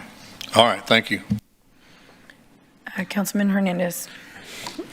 Okay, Tyler, I notice on your presentation, I guess your throughput, TSA, your throughput is higher than what we were pre-COVID, right? Mm-hmm. Okay, so in looking at these particular contracts, what are your success metrics? I mean, are you looking for more throughput? What is it that you want to accomplish to say that this was worthwhile to spend this money on these particular consultants? Sure. Well, for any airport, our primary goal is to retain the service we already have. And through COVID and the poor economic conditions that we've been through, to your point, the fact that we are able to preserve the service we have, I think is partially due to the relationships we have with airlines and the data-driven presentations that we can give them. For example, Southwest just announced more cuts in the last 3 weeks. And we've gotten 2 different phone calls from Southwest directly to us to explain what they're doing around the nation and how that does or does not impact Corpus Christi. So the fact that we still have the service that we had pre-COVID is a first metric. Additional metrics would be things like the site visits that we've had, the fact that we've hosted airlines in our community that admittedly, we're not sure the last time an airline visited Corpus Christi in person prior to COVID. And in the last 3 years, we've had 3 visits in the last 1 year, actually. And these are current, or these are prospective airlines? Correct, yeah. We've had 1 incumbent visit, and then we've had prospective airlines visit. And really, it's the fact that we're able to secure headquarters meetings to an airline recently as well. In Houston, we went and visited C-suite executives. Those relationships and those meetings aren't being facilitated directly through the airport because they get those requests all the time. And so we're really relying on the close-knit aviation industry and the relationships that a lot of these experts have created to open up those avenues for discussion. Okay, but you do have defined success metrics. Yeah, for these. yeah. Okay. No, it's a good question. You're not the only ones I ask this to, right? Everybody that comes to asking for something, they have to have some sort of metric to say this is a successful thing or not. Mm-hmm. So you can know to continue doing it going forward or not do it going forward. But you need to have that up front as opposed to on the backside. Yeah, and to your point, it was a conscious decision to continue the relationship with CMT because this was our opportunity at one point to decide to pivot away from them or not based on their past performance and the results that we've gotten from them over the last handful of short-term agreements we've had with them. And we chose to continue with them because we're pleased with the progress we've made with a lot of the airlines and the networks and the conversations we've had that CMT have helped facilitate. Okay, thank you. Okay, I think that's all the questions. Awesome. We have a motion, we have a second. Do we have public comment? I'm going to open public hearing. Is there anyone in the audience that would like to make comment on item number 26? Okay, there being no one, we'll close public comment. Please submit your vote.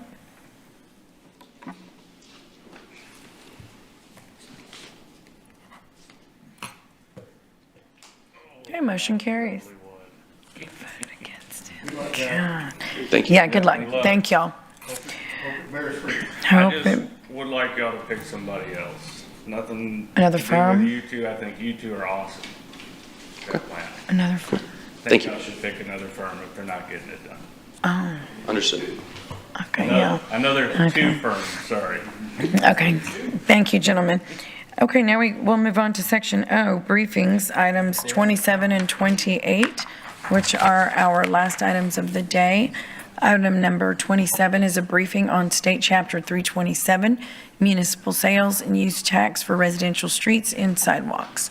Hi, Heather. Good afternoon, Mayor, Council.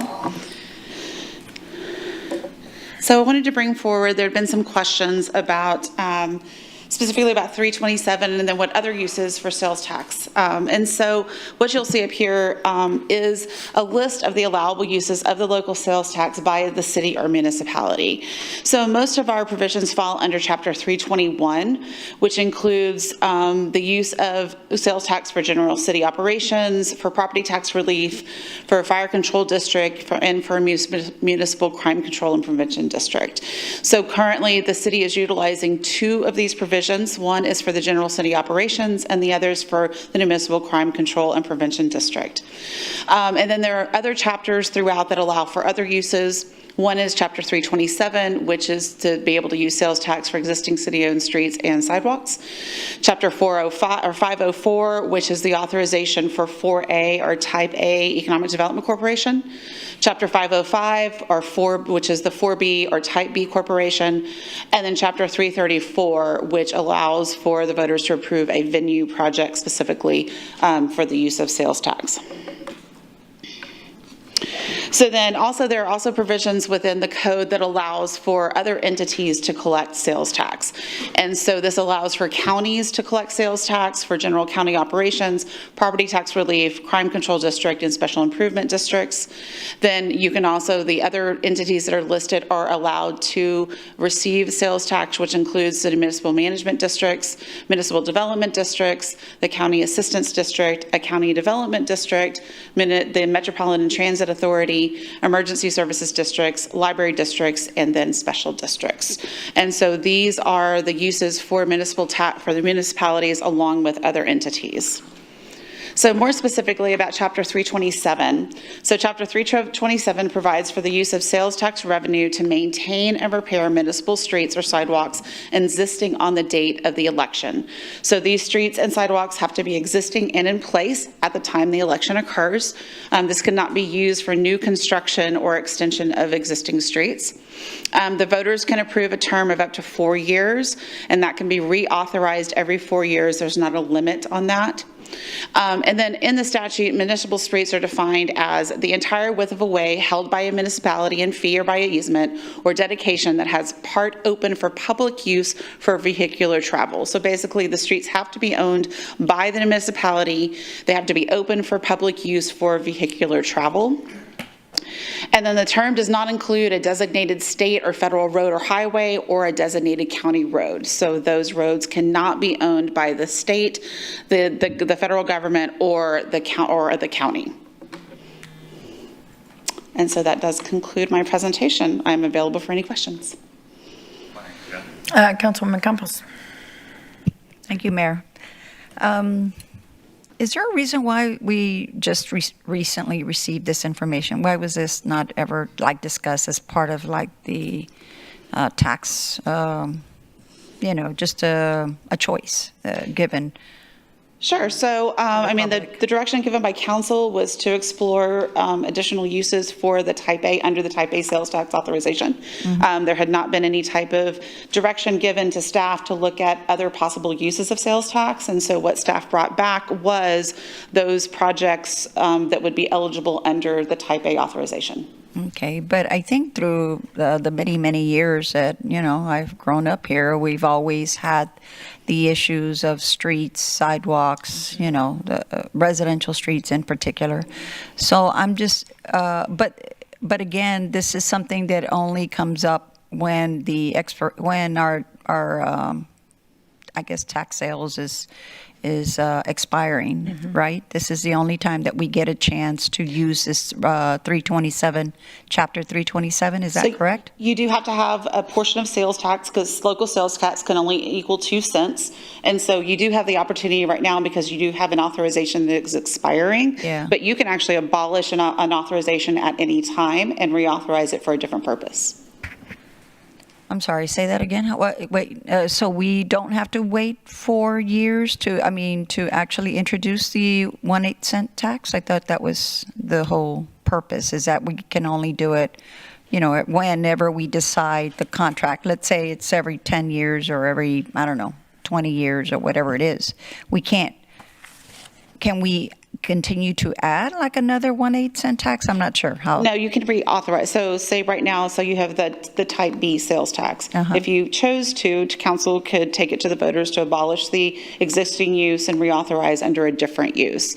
Now, the type A was a little bit different because that was tied to debt, but that debt could have been paid off at any time, and at that point, that sales tax could have been taken to the voters to be reauthorized for a different purpose. Okay. And so have we been at this juncture before where, I guess, because the last time would have been when? I mean, 2016. Okay. Was the last time. So that was when the type A sales tax for economic development expired because it was only authorized for 15 years. Okay. And so that was eligible to be reauthorized. It expired in 2018. So City Council did make the choice to take that to voters back in 2016, reauthorized it under type B instead of under type A. So that was effective in 2018. Okay. Right. So I know that we had lost the Prop A because we had the, what was it, that an expired, tax portion, of this proposition, and voters were not, didn't approve it, didn't like it, they turned it down, obviously, 75% or 70 against it. But this is, I think, a good lesson, because this limits our, something that we can hopefully possibly consider putting on the ballot, and it would only be for initially 4 years if the council is amenable or is, hopefully want to address, because one of the things that just happened last year, which I guess is that, we eliminated the $5.38 of the residential street fee. So that means that we will be short or not receiving the $12 million that we normally would. So I'm thinking that this would be a mechanism to balance that portion out so that we can continue the rapid response, street improvement. So, I'm just, I guess that was it, since I guess you didn't didn't hear the direction, I guess, from the council saying that we wanted to possibly use it for sidewalks and residential streets. That's why it was never introduced. I never even heard. It was not even a possibility. I just didn't think it was. Sure. Again, the charge that was given to staff was to look at uses under the type A, which streets are not residential, but commercial streets are eligible to be funded under the type A authorization. Can you repeat Sure. that? Yes, under the type A authorization, commercial streets, arterials and collectors are authorized use of the type A sales tax. And so you cannot use it on residential streets, but you can use it on commercial and the arterial and collector streets. But this would be type B, right? This would Type A. Oh, type A. Okay. And it is eligible under type B too. As a matter of fact, we have about $4 million a year that goes into the arterial and collector street program. Okay. Or for projects, yes. Yeah. So, Councilwoman, it wasn't brought forth. And so it was clearly brought forth here within the last, 24 hours, 48, whatever it was, for consideration. And so that said, what I'd like to know, and I also want to hear from Ernie, because the crux of this is, number one, it's a 4-year. It's not a 10, 15, 20, or 25-year deal. Number two, we can't neglect one thing for another. Streets are extremely important. Streets, it's the number one priority. And I don't want this to become a political issue. And it seems that quickly it's becoming one. And that's discouraging. The number one thing we hear about is streets. That's the number one. And I say that because we're on our streets every day to the American Bank Center. We definitely need help over there. Absolutely. But we don't necessarily go there every Friday night, right? Your resident, 77,000 people do go there. So when you go there for that graduation, you notice and you see things, but it's not exactly the same as street. That said, they're both important. I'm not interested in neglecting one thing for another. So my interest, which I have expressed, is how would this all work if we took the 1/8 and repurposed it for residential streets and sidewalks? Okay, $9 million a year, 36 million. We're tripling our streets, our streets funding, which doesn't exist today. How would we be paying? Because the initial conversation was, let's take this 1/8 and instead of just directing it towards the arena, we expand it to include the entire facility plus other buildings that we own, the museums. So how would we, if we were to do this and push this forward, meaning it's not up to us, it's up to, right, our constituents really, how do we pay for what's needed at the American Bank Center? That's a big question. So how would we do that? Because I don't think anybody wants to neglect anything. Sure. Streets are extremely important, as we said. I mean, that's an understatement. People want their streets fixed, and we don't. We have 20 million minus 6.1, roughly, possibly, minus 6.1 million if we have to pull that funding that comes from the general fund. So we have roughly 15 million a year for residential streets. The need, there is no question. I don't care who says what about everything else under the sun. There is not enough funding for residential streets, or we wouldn't be talking about this today. So the option has come forth, and I think it's for all to consider, but we have to have the information. And so I have some questions in regards to, the impact that this would make over 4 years to begin with. How are we going to take care of what we need to take care of over at the American Bank Center? And so those two things, I'd like to hear a little bit on those from whoever. So there are some alternative funding options. You could use general fund money. You could issue GO bonds. The other thing is that, and we're working actually with bond counsel right now, we do have the 2% venue tax that is charged within hotel occupancy, but because of the original funding structures for the arena versus the convention center, we're actually pulling that ballot language to make sure we aren't sure that we can use the 2% venue for the whole complex. We may only be able to use that hotel occupancy tax for those conventions, the convention type facilities. So we're looking into that. That would still possibly leave like the arena where that money couldn't be utilized, or the Selena. So we're looking into that, how that might happen. What is that one called? The 2%? The 2% venue tax, it's within hotel occupancy. So we have a total 9% hotel occupancy. 7 of that is our general hotel occupancy, and then voters approved an additional 2% back a while back to be able to be dedicated for its. That's where we're pulling the ballot language to make sure that we would be able to use that for the whole American Bank Center and not be in the same situation we're at, where it would only be able to be used on part of that. Okay. But we don't have, do we have number? We don't have any numbers? Because this is so, we just learned about this 327 a week ago, so I've had this correct. There's other sources, we're not sure, would they exactly replace the 1/8 cent? And what would it mean to things that are funded today with, say, the hut tax? So to prioritize Heather's statements, I would say hut tax would be the primary replacement. The general fund, I'm not sure we would use that, or the GO bonds. It would just mean we would have to cut those services. So I think our best shot, if the council wanted to look at something like this, is replacing the 1/8 cent with hut tax, hotel occupancy tax, whether it's the 2% or the 7%. And we still have to understand whether or not we can use it for the whole complex. Yeah, we'd have to do that due diligence. So. Yeah. But all of it is budgeted today, so it's really a matter of choice. We'd have to redirect and, so. Okay. Yeah, it's an option if the council wants to move in this direction. We're a little bit more neutral today than we were yesterday.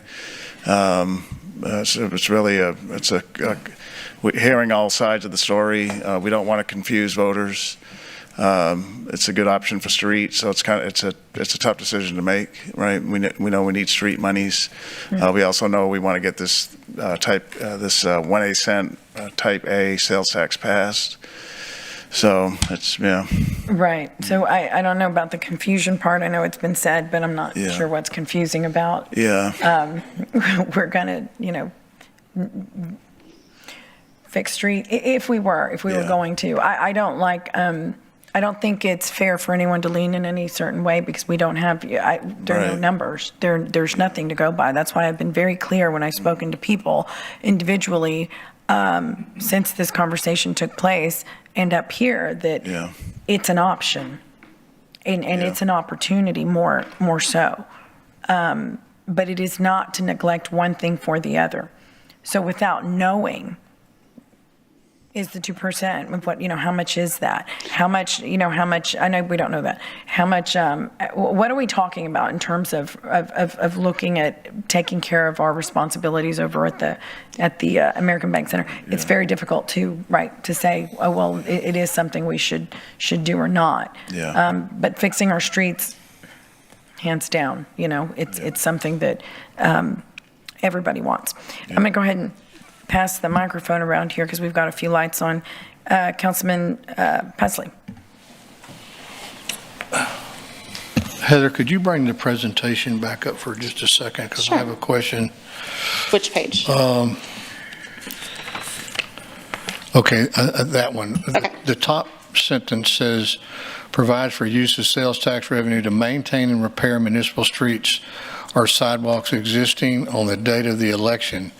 So does that clause just mean that we can fix the street? What about if you have to reconstruct the street? So as long as the street is existing, so the street is already there, has already been a street, I guess, then you would be able, if it needed to be reconstructed, you could utilize the money for that. Okay.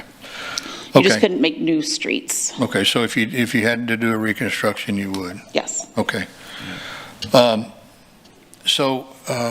Obviously, we all want more money for our residential streets, and we've been, and we all voted unanimously to remove the street user fee, if I remember correctly. And Peter, why couldn't we, and I advocated for this when we did our 2020 bond, but I was told we needed more focus on arterials and collectors at that time. Right. But why couldn't we dedicate part of the $175 million bond that we're going to pass, $92 million of that, if I remember correctly, is for streets. Why couldn't we, and pick a number, and Ernie's going to have to tell us how much he can handle, because this gets back to, we can assign $50 million to it, but if Ernie can't hire the people to do it and doesn't have the materials to do it, then the money just sits in the bank, which we can only do for so long. So why couldn't we take and allocate and dedicate part of that $92 million to just residential streets? Yeah, I mean, we could do that. The debt that we issue, we may have to look at the life of the debt, because a full reconstruction has a useful life for in excess of 20 years, right? But a rehabilitation or overlay, probably more like 10 years. So we don't want to borrow money for 20 years if it only has a useful life of 10. So we may have to look at that, but we can do that. That's a choice. We'd have to restructure some of the debt potentially. Yeah. We had it a couple, in bond 2020, I think it was a 2022, I had a conversation similar to that with certain council members. They were a little hesitant because they said it would benefit one neighborhood maybe and not the next. And so their thought was it might be tough to get voter approval. Well, we've fixed that problem by identifying the worst streets now, and we're fixing those first. So we're not going to discriminate against neighborhoods based on where they're located. We're discriminating based on where the worst streets are. Right.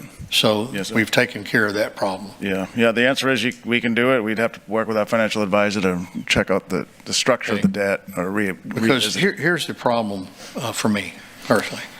I made a promise going in, and I say this with all due respect, I made a promise going into this reintroducing the Proposition A, and I don't call it Proposition A anymore because I think that puts a black mark on It's it not. right away. I call it the Type A corporation funds. Right. That we're going to vote to re-implement that sales tax. And I committed to the constituents here in this meeting that I was going to support the simplistic version of that so that we didn't confuse voters again and lose again, because if we lose this time, as I said yesterday, it's a big loss. It's the end of the road. And so, and here's the other problem. If you allocate funds from, say, hotel motel tax for, and this council could do that, for maintenance at the ABC Center, the next council that comes in here could decide at their very first meeting that we don't want to do that anymore. And so what do we do then? So you have to be very, because with the sales tax, if the voters approve it, that's why they like it. It's because it goes for a specific cause and that can't be interrupted. But if we want to dedicate money to residential streets, and I'm all for that, I'm fully supportive of that, I think we should look at our 2024 bond and allocate part of that strictly for residential streets and the rest of it for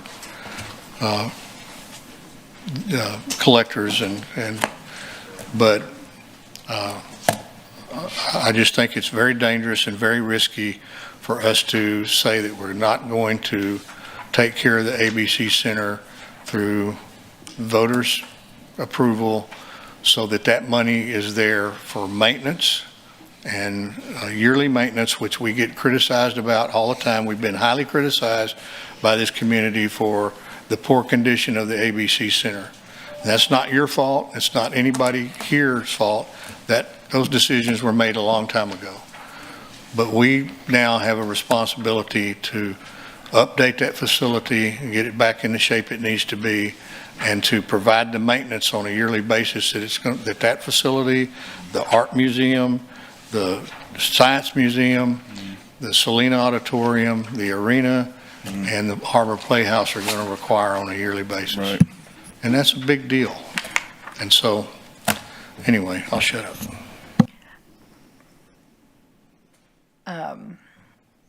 I didn't get the second part of my question answered, which probably comes from Ernie, and that's about the streets and what, what kind of impact that would make. And I want to be clear again.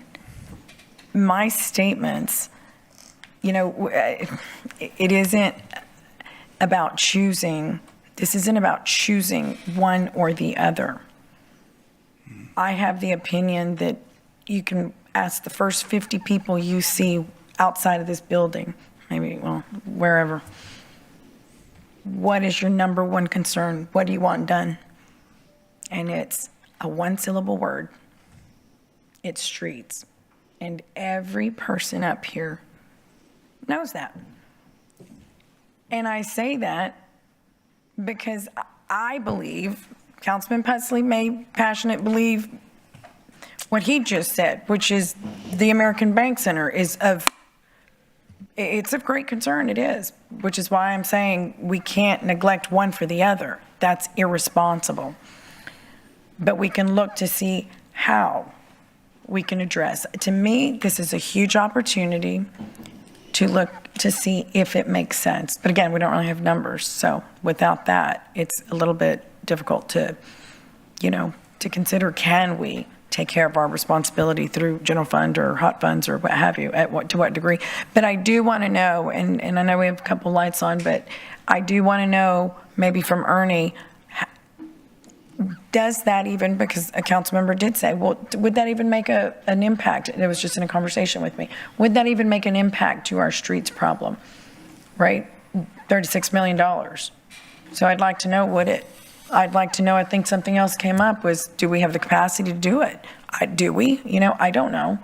I think there's a lot of information that needs to be shared for us to even consider, looking at this. So I'm just curious, Ernie, if, you had $36 million, would that make an impact to our street issue, problem? Yes, ma'am. Huge impact. How would we do that? Because I know an issue or a point made was, do we have the capacity to even deal with that kind of money on top of what we're doing? Right, so a couple things to look at. Right now, we're looking at contractual and then in-house. And then also, we're looking at legacy projects on the residential program, which we're doing complete rebuilds. And then currently, we're working with the pavement-only approach. And so now the question would become, do we continue with the pavement-only approach with that money? Right. And then do we align the workflow and the contractors' capabilities, the plant especially, for that money? So that would be something that I would look at with that money to see what's possible, for these plants that provide to the contractors and then also to us. And it'd be a combination of them both. So also, if you thought about increasing in-house capabilities, we can definitely get more lane miles faster and cheaper, but the logistics to get to that point, from today to say, I got a new paver, new paving train, and the people, that would take, a little over a year to get from the point where we said yes to, I finally purchased the equipment through all our processes, because that'd be the critical path, is getting the equipment. So it might be a combination of both in-house and contractual, and then kind of leveraging those funds on both fronts. It could be a combination of in-house, contractual, in-house and contractual payment only, and then potentially picking some legacy projects with the old approach for those neighborhood streets that had just completely The reconstruction. right, like we've mentioned. So it could be, just depends on how you want to look at that. Right. Either way, we're gonna move the needle. Correct. Right, you would get many more lane miles. I mean, we're tracking, since March we started, we're already, close to 15 lane miles with pavement only with these 4 contracts. And then we got the new contract starting in June, which will only add to that number. And we're tracking that for the end of the fiscal year, to get that 40 miles our goal is to achieve the 40 miles by the end of the fiscal year. Right. So you get a lot of lane miles with that money, of course. Absolutely. And that's what I want to know. That's what this council needs to know. What we do is up to us, but we need to know the facts on this would absolutely help in moving us forward. Yes. Okay. Thank you. Councilman Hernandez. Okay, so I want to kind of go through with what we actually get for streets, and you had mentioned it at the workshop yesterday. We have 4 cents of our property tax that are geared towards residential streets, which is just right around 11 million, right? We have 1% per our budget policy. We have 1% of our general fund that goes to residential streets, which is about $3 million. And then we have 5% of our industrial district agreements that go to that's about $1.5 million. And then the 6.1 million were dedicated from that street user fee to that, which equates to about 2% of our general fund. We could easily change our budget policy to reflect 3% of the general fund go to that and would make it up completely. I'm not opposed to that. That is what our general fund is partially for, is to do street reconstruction as part of our duties. Now, I know we had looked at the type A funding and wanting to keep it in that realm so you could use it for economic development type purposes, which includes all the stuff around the convention center, but also to add 2 other items to it, which would include commercial streets, which the reason I thought that would be appropriate because it is our last priority in terms of streets. We don't have any funding source dedicated to commercial streets, so they will never get done unless it's coming through either a Type A or a Type B fund. I actually identified that early when it was used on Elizabeth Street, and then I went to the city manager and said, hey, I'd like to access this funding for some of these industrial parks that we have. Remember, if you remember that conversation? Yeah, the industrial parks is what you're talking about. Right. Commercial parks, business parks, there's a lot of them throughout the city in every district. But we would never get to them if there wasn't a dedicated funding source for it. So it's still streets. It's just we'll never do them if it was coming out of the general fund, because I know I would prioritize that for residential streets. So looking at that, I wanted to have something that would dedicated funding to address those streets as well. The last component that I recommended on this is that is authorized within the Type A timeframe was to have some funding set aside for our military base and infrastructure associated with that. It is our number 2 employer in the entire city, and we want to make sure that we retain that. I know we depend a lot on DAG grants, but there's also matching dollars associated with that, and plus whatever else we can assume to do that. And that would send a very clear message to Washington, D.C. that we care about our military bases and that it is important for us to hold on to them. As a community that we would be voting on to keep or to support that our military base here locally in a very real way with specific amounts of dollars. So I think it would be in our best interest to keep it in the Type A format and still have funding for our streets and replace whatever we decided not to do within the street user fee, which I had a problem with 10 years ago when it was instituted because there was no protections for people that were on a fixed income, right? Your property taxes are capped once you hit 65. Your utility bill is not, right? You can ask for some assistance, but it is not capped. And then we have a lot of upward pressures from water, wastewater, the EPA consent agreement, TCEQ with our water agreements, the pressure for trying to find new water sources. Solid waste has upward pressures on them. So I didn't think the utility bill was the best place for that. Now we have stormwater associated with it, a lot of upward pressure there. That's why I'm also looking at the flood mitigation component of this so we can release some of that upward pressure. And that was defined pretty clearly with what Gabriel had presented yesterday. So in looking at how we want to structure this, we got to look at the entire city as a whole and what's important to everyone. Mike Pusley or Councilman Pusley had mentioned some very specific things on funding for infrastructure that we have and why it's important. We got to look at it from a macro sense in everything that needs to be done. All the streets need to be looked at, and we do have funding, and it is a priority for us on residential streets. If we commit ourselves to it, and if we really want to go a step further, we still have 2 cents out there that we could apply to go get. Now, I'm not suggesting that. Yeah, we'd have to take that back to the voters at this point. Okay. You talking about the property tax cents? Right. That would have to go back to the voters based on new state, law. Yeah. Okay, that's fine. Right.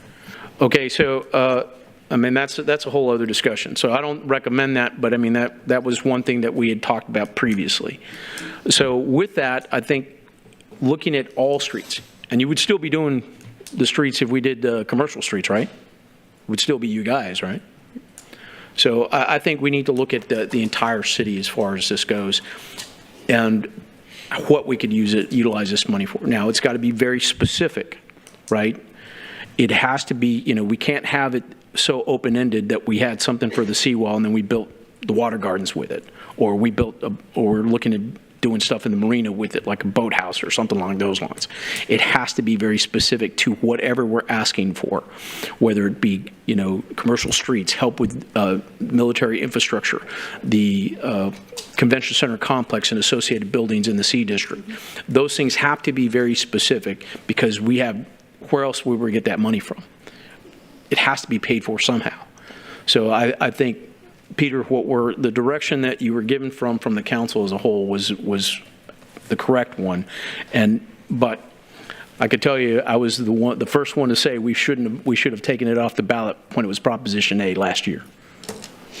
So I guess the lesson learned, Sylvia, is that you should have listened to me. Oh my God! Oh please, Jesus! Okay, it's a joke. I'm being facetious. I'm being facetious. Yeah, you are. Okay. One of the things I will add is, we already have funding approved for military use along with the residential streets within our Type B. So that is an eligible use there. We can also expand while we have a certain amount that is applied that is allocated specifically for streets within Type B. You're able to use some of that economic development. If you wanted to put street projects in under the economic development allocation, you could do that also. Okay, the problem we had there was it was not enough, right? When I had suggested that for the Rodfield Village, all of a sudden there was only a certain amount of money that could be used for that. That's what I'm saying is that we have stayed strictly with just the allocation, about the $4 million is allocated specifically for streets. But streets is an eligible use under economic development. So you could utilize both parts of that. Yes, commercial streets. And so that's what I was referring to. Yes, so that's already authorized in Type B. I understand that, but it's not. It's not. It's an 8 cents. It's $9 million a year, right? And that has to be spread out through all the things that Type B is doing, right? So what we're asking for here is what was available in Type A. Sure. Right. Or if you want to put it in a Type B, but I think the problem we have is that we've already had the issue with Proposition 8 from last year, where we weren't specific enough and there was a lot of ambiguity. We can't go back without having specifics. Sure. You can do specific project on the ballot under Type B also. What we chose the first time we authorized Type B, which is just do general purposes. You can authorize specific projects and define those under Type B. And that's either way, right? Sure. So I'm looking for those specific issues in those areas so we have a dedicated funding source for those particular items. Right. Thank you. Councilman Hunter. Thank you, Mayor. Can you go back to the slide with all the different taxing entities, I guess? I don't know. This one? A little further back. Or the uses for the local sales tax? Yeah, there you go. Okay. All right, so my first two questions deal with this. So if we were to use hypothetical, I'm not trying to get us off on a train, but I'm just trying to figure out some questions because we get asked this by the public all the time. And the reason I asked you to repeat that earlier about residential streets is because everyone we talk to wants residential streets. The mayor is right about that, but they all think we can use this money for that. So we need to, I appreciate you clarifying that, but when we go out to these town halls, can y'all remind them, because at the end of the meeting. Yes. Okay, thank you. So when you split this up, the numbers don't have to remain at 1/8 cent. We can split it further. No.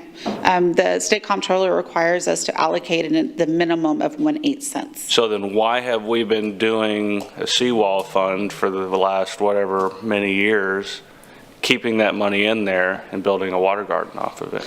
So it is 1/8 cents. So 1/8 cents is allocated for the seawall project. The water garden was. I voted for it. Yeah. So the water garden was, according to the ballot language and the measure that was presented to voters, the water garden, in our legal team's opinion, was that was an eligible use. Okay, good.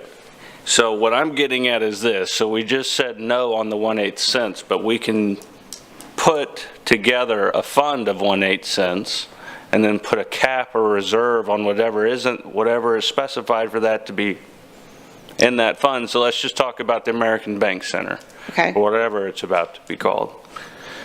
We'll do arena and all the other convention center type buildings next to it. And we'll have $9 million go into that 1/8 cent. And while projects are being built, you can keep a reserve in there if you want to do any, I guess, of the other buildings. Like if we wanted to do 50% reserve only to the marina and the rest to be spread out for the other buildings, we can do that, correct? So I think what you're saying is that we would, within our ballot language. Not a reserve, but specifically associated with the arena building. Yeah, so what we could do, so we did this on the Type B side. So the Type B language says that 50% of the annual revenue will go to economic development, $500,000 would go to affordable housing, and the remainder of the fund, of the revenue, would go to streets. So yeah, if you wanted that's Type B though. Exactly, but you could do it on the Type A side. I think what you're asking is if we wanted to say X amount is going to go specifically to the American Bank Center a year, and then X amount would go to the possible other buildings or other projects. You think we would have to go to Type B? No, you could do that on type A also. Good. Okay, so which of the different taxing type sales tax things, it's not on the screen anymore. Can we bring that slide back up? Which of these would you recommend that we do with that if we were going to take that direction? I mean, you could do that under type A. You could do it under 504. You could do it under 505. 505 and 334. 334, so that is a little bit more, that is a very specific, you have to take a very specific venue. There's a lot of, it's a little bit less, it's a lot more restrictive than some of the other ones. Sure, okay. So. Thank you. Okay, I'll get off that. I'm just trying to get clarification because we have been questioned by people who are very in-depth in this. Sure. And I have been answering them based off your answers. So I'm glad I've been answering them correctly. I appreciate that. Sure. So the last question I have is residential streets. We say that we can't do that, but if the residents share a street with an industrial, like the industrial parks in District 5 and 1, does that qualify? So it's based off the classification. Ernie might be able to explain a little bit better, but streets are classified as arterial, collectors, highways, residential. Sure. And so it would depend on how the street is classified, I guess, in our traffic plan, or And I'm then not sure where that classification is. Before you come up, I have another question, and then you have in District 4, we have this giant white cap project coming, right? It's going to include all kinds of residential, tourism, commercial mix. Does that qualify? And then lastly, with the seawall, since we've had so much money left over in that, we've done all the major repairs forever. This is just a question. I'm not going anywhere, Council, before you jump on me. The seawall on the island, can that be included on the seawall downtown? It could be included if we're talking about like all seawalls, coastal resiliency, things like that. I mean, it has to be, I think if we were to include a general definition of these stormwater or coastal resiliency projects, you might be able to qualify that under, since there is commerce along there. But we do have we have dedicated funding within the TERS, which can only be used there on the island, versus seawall versus sales tax that can be used anywhere across the city. So in my professional opinion, you would use the most restrictive funding source first, and then the more general funding source for other projects. It's just, we've always promised them. Sure, So, and we have that funding within the TERS. We've got 15 million dedicated to that project right now. Signatures. Yeah. Yeah, and they want to buy it now because we haven't done anything, so that would be a disaster. Yeah. So the other questions on the streets, Mr. Ernie, please. Yes, sir. So the urban transportation plan has our streets already, classified, like you mentioned, a residential, a collector, arterial, and so most of the case, you're asking in a situation where you have residential use, but kind of mixed with commercial, and it would basically be based on the classification of the street. So if it is a residential street classified on the plan, then we can treat it as such. Sure.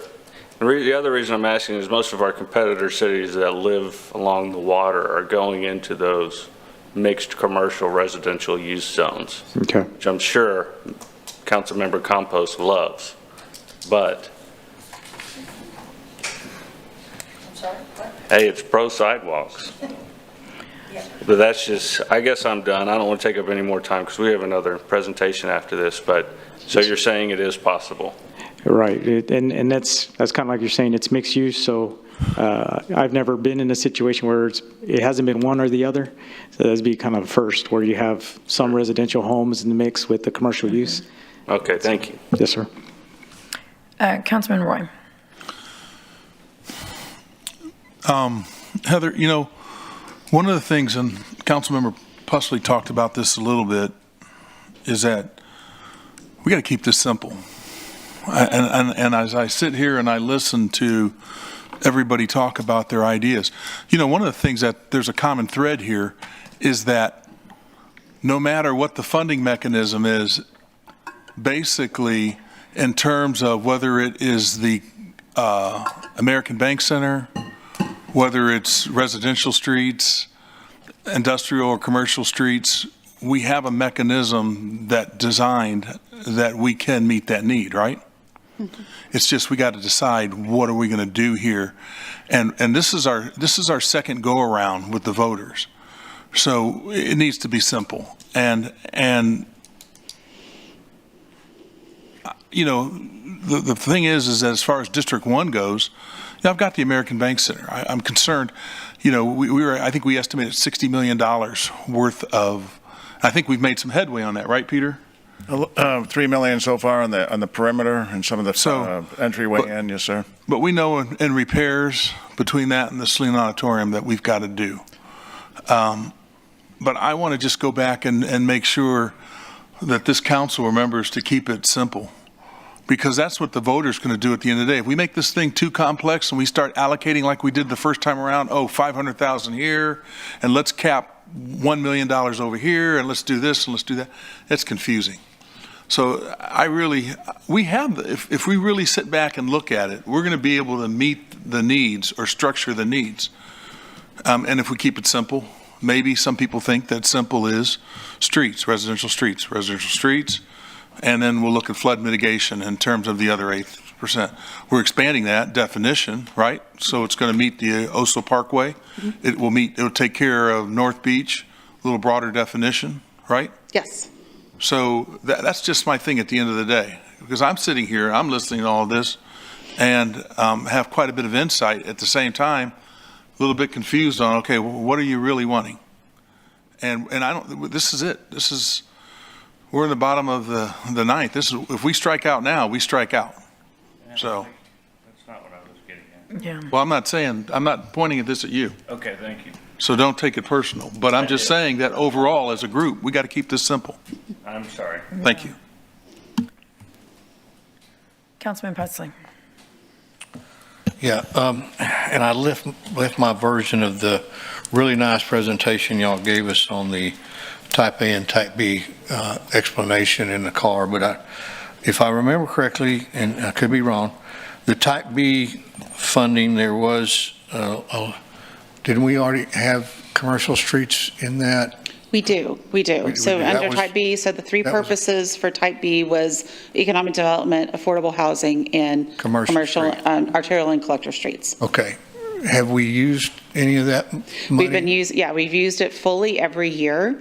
And that's where I was But I don't think it really was ever used. I mean, we had some examples this morning that Peter gave that the Max Underground Corporation did with Type B funding, but it wasn't a commercial street. It was more of a collector, if I remember correctly. Well, like Elizabeth Street is another example. It's not commercial. It's by the hospital. Yeah. You know, so it's commercials, I guess, can be defined certain ways. But so Elizabeth's a good example where there's not necessarily shops there, but the trauma hospitals there. And but an example on Max. But we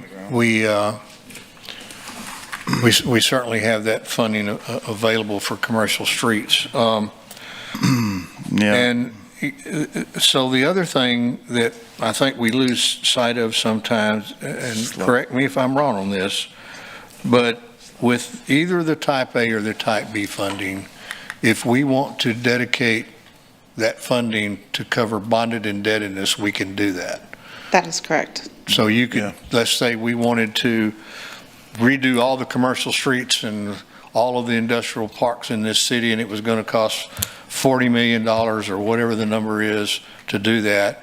We could go out for bond to do that and use the funds collected every year through the Type A or Type B corporation to pay for that. That is correct. And that actually is what the first, under the Type A authorization, we did that for the arena construction and then for the major improvements to the city. Exactly.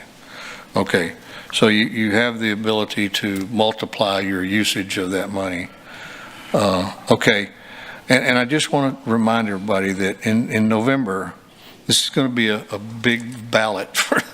We're going to have a presidential election, we're going to have state, county, city, and then we're going to run it voters with a $175 million bond and the Type A sales tax.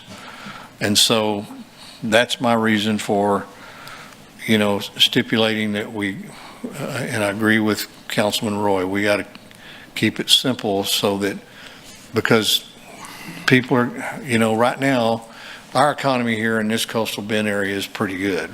Most of our people here are very fortunate that we have the bigger problem for us here now is we can't find enough people to work in some instances, but people are still concerned about tax rates, and it's an awful lot to throw at taxpayers at one time. So we're kind of hitting them with a double whammy. So anyway, that's all I have to say. Councilman Barrera. Thank you, Mayor. So, the 2% venue tax, what do we use for that now? So right now, that had been used for the debt on the convention center. And then that also helps support the convention center operations. Convention center operations.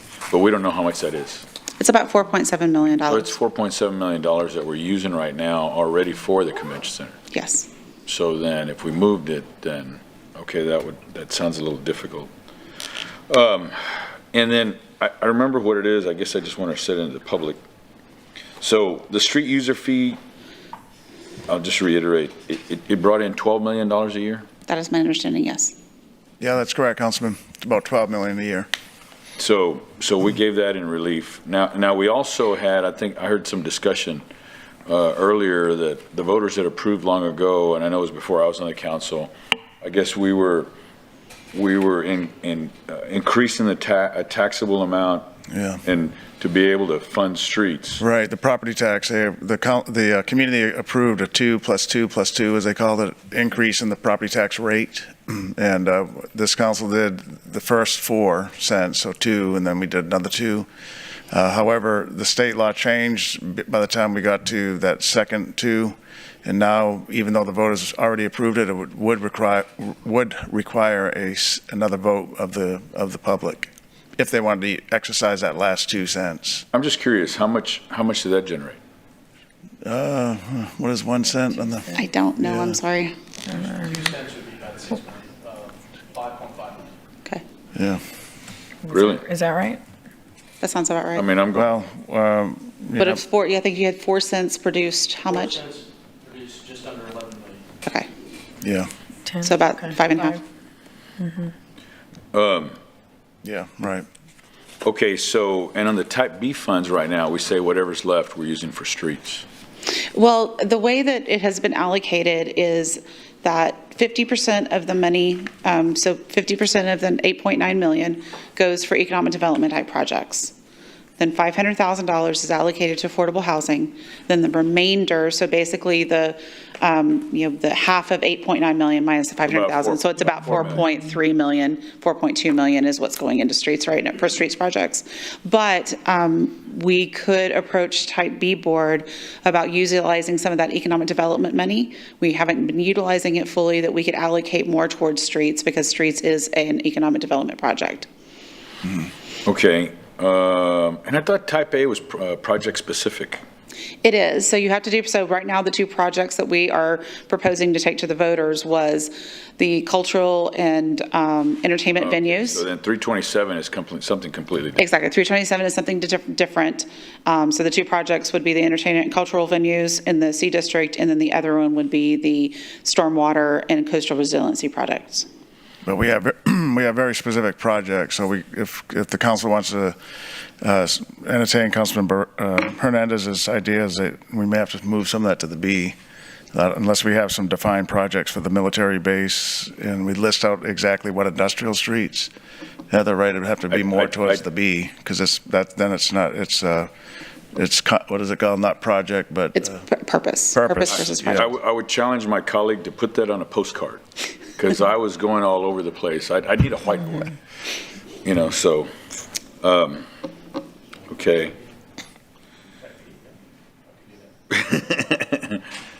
Yeah, in 24 font.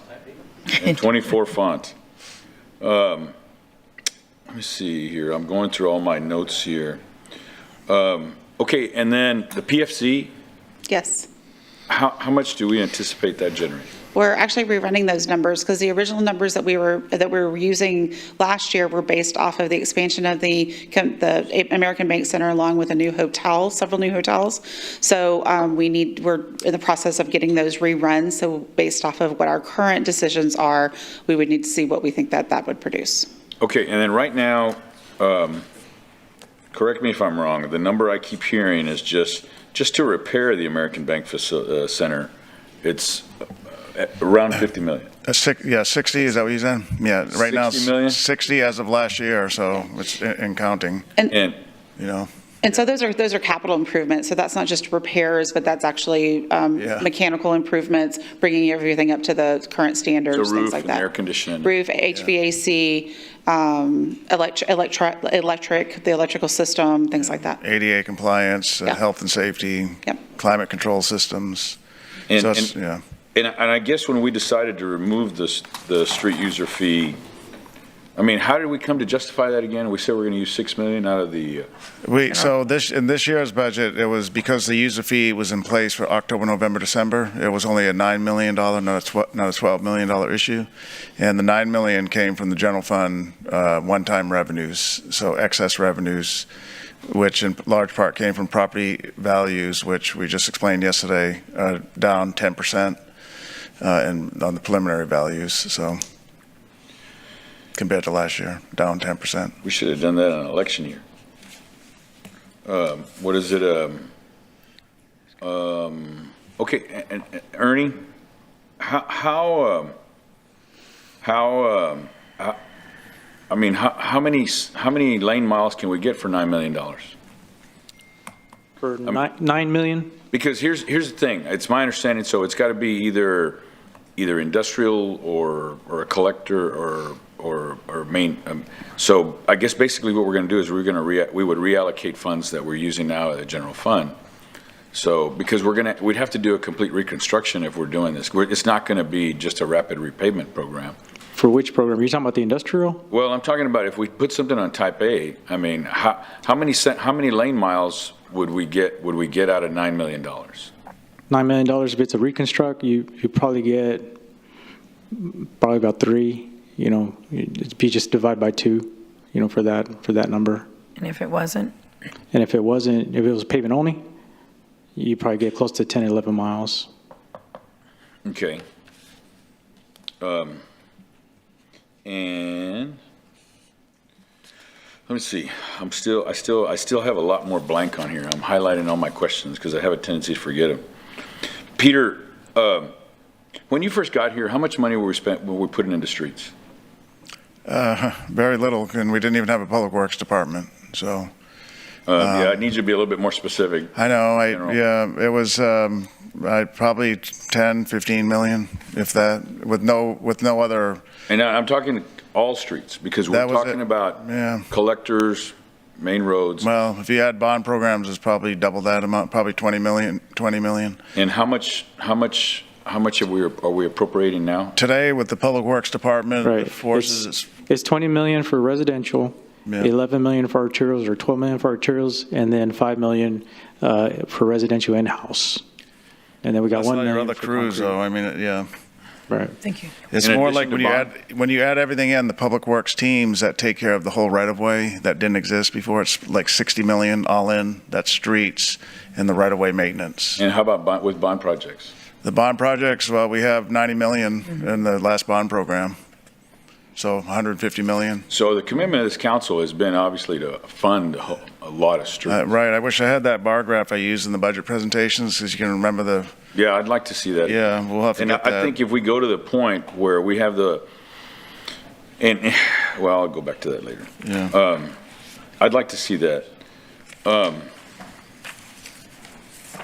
me see here. We're filling up. And I guess one of the reasons that this is, I'm just reiterating it, it's why it's attractive to me, is that $9 million over 20 years, what was the number that we saw yesterday? How much is that leverage for us to be able to issue debt? 255 million, something like that. So just for cash, it would be about $250 million that it would produce. We would be, for Yeah, it would be about $250 million over the 25-year period, sorry. Yeah. Okay, okay, here we go, got that one answered. And that's just for 118 cents, so. And you may not know this, we may have to call Johnny up front. Phone a friend. Yeah, phone a friend, we may have to phone a friend. Lifeline. Any idea how many attendees we had at Buck Days events over the last 2 weeks, or just last week, because that's when we use the arena? So in all, within the festival grounds, about 80,000 people came through the gates this year. So. And then, and we were sold out on Friday and Saturday? Saturday night, we had no tickets left. Friday, we had a few, but very, very close. So. And okay, and I was there when the power went out. Yeah, so one of the nights of rodeo, we lost power. We got it back, but it was also being broadcast live on cable television, so we were 20 minutes down without cable broadcasting to the world. So. Here, just out of curiosity, this is non-related, just because I'm a Buck Parader. How many people attend the Buck Parade, do you know? Good question. There's last year, I think we had about 60,000 people on the route viewing based on cell phone data, so it's a rough guess, but a pretty good number. So. Okay. All right. Thank you. All right. You know, and it's just, I've been of the opinion, obviously, everybody knows where I'm at. I've talked about world-class events. Number one, I think we need to remain simple, and I understand what we're trying to accomplish because, you know, obviously we hear the public. They don't say necessarily, I want a new Barrington Bank Center. But what I do hear is, hey, I went to Showtime boxing event. I went to the HBO boxing event. Man, I had a great time at the rodeo. I heard, man, whoever it is, and I was against OVG simply because of the way the contract was structured. But I've heard the class of concerts that they're bringing on a regular basis. Yeah. You know, what is it? So, and you know, I'd look at it from a standpoint is that it's a revenue generator from people that typically come to visit. It adds an addition to the hotel occupancy tax because now people are coming to visit more often. And I was joking around, I was being sarcastic with somebody the other day, and I said, well, when they brought this, and I said, people come to town because they say, they're not saying, and streets are important, and I know I always throw my kids out because of they've traveled, and, you know, Zach has lived in 5 metropolitan areas, major metropolitan areas, lives in Austin now, works in Houston, and he says, you know, promising to fix streets, it seems somewhat disingenuous because everywhere I've lived, there's problems everywhere. So I understand. I understand the passion to fix it. I think this council has made a commitment to fix it, and I congratulate you, Peter, for finding the commitment to now this next bond project is going to be $92 million for streets. Right. And so I think that's important. I think one of the other things to mention is I had somebody the other day told me they attended the Laredo facility and how nice it was at their arena. The other thing I want to mention is Michael and I are both big basketball fans. Is that the minor league, or what do they call it, the D League for basketball for the Houston Rockets is in Edinburgh, the RGV Vipers.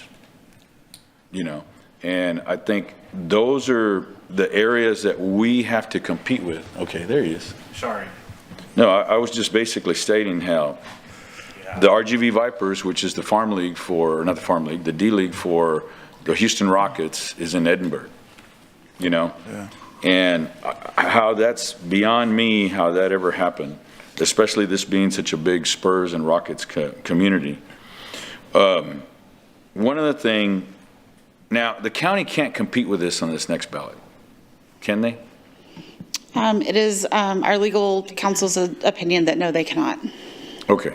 All right. Because I know I've heard talk about that. I heard it on the radio yesterday, and I just wanted to ensure that we're not going to do that. Okay. And I think that, once again, I say that we're elected for discretion, and I've always been one, being a salesman, is saying, how can we provide, there's a saying that we say, income producing activity. Do you have a vehicle that produces revenue?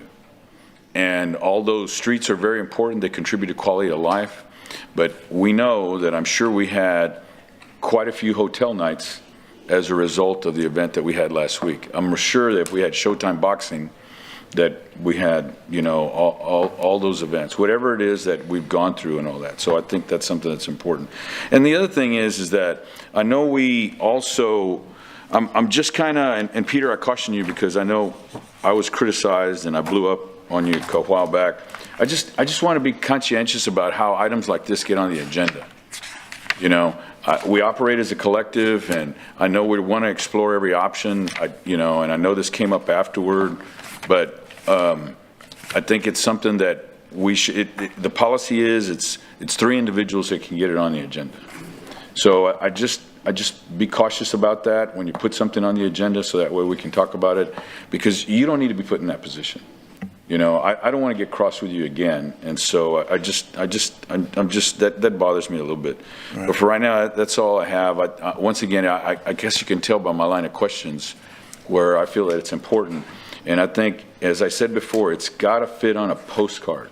It's got to fit on a postcard, and I think too many times I joked around in the last bond election. There's a lot of reasons we lost, and I think one of it was our marketing campaign was going to be like, tune in next week, because you opened it up and it had all this information, and it's like, I don't even know what I'm voting for, and the opposition just said, vote no to new taxes, vote no to an open checkbook. And so that was very simple, and it made us all seem incompetent and irresponsible. And we made it overly complicated because we're trying to placate a whole bunch of different demographics. So I just want to reiterate what Councilman Roy and Councilman Pusley had indicated, that, that we just keep it simple. All right, thank you very much. I filled up my 2 pages. Thanks for your patience. Thanks everybody's patience. Thank you, Mayor. Councilwoman Campos. Thank you. Okay, so I think we know where Councilman Barrera feels, and I think we're, that the economic development from our ABC Center and all that, those venues are very, very important, and especially this time of year. But I just wanted to ask Ernie, because, I've mentioned it, but it's as part of if we were to go with this, the 327, and we've been mentioning residential streets, but this also could include the language and would hopefully include like sidewalks, because what has happened with the rapid, pavement is that we've left people not able to still be able to walk on their sidewalks. And of course, we've got the curb and all that too. But because one of the things that I think about, the sidewalks is that it doesn't require like a lot of equipment. I mean, it's typically would be just manpower. Is that correct? So. Not exactly, Councilwoman Campos. Okay. You would need a lot of equipment, and just to demolish and get rid of, prepping that right away, and then putting that in haul trucks, and then sending it out. And that's why we have to be real deliberate about our approach, right? Because a lot of these streets are in bad condition. And so we don't want to cause more issues, by picking a project and then also causing damage to already bad street. And that's usually where some of these bad sidewalks are located, on streets that are already on the rapid pavement program. And there would be some coordination needed, because you are going to need some equipment, and getting into the right of way, and then also impacting residents as well. But it would happen with the whole reconstruction. it's the same process. I mean, you would have to tear up the sidewalks and the curbs and all that. So it's not anything different. It's just, Correct. Okay, You would need it if you were doing a complete reconstruction. You which would we- impact. Yeah, which we the- do, and you've been, I mean, y'all been doing the best you can with what you have. But I just wanted to include the sidewalks in this discussion that we have, because one of the things that that we look at, of course, is the cost. The cost, because I think when you brought up the possible pilot project for District 2, you mentioned that it would have to be contracted out, right? And that just two streets was going to be $1 million for just. Correct. Yeah.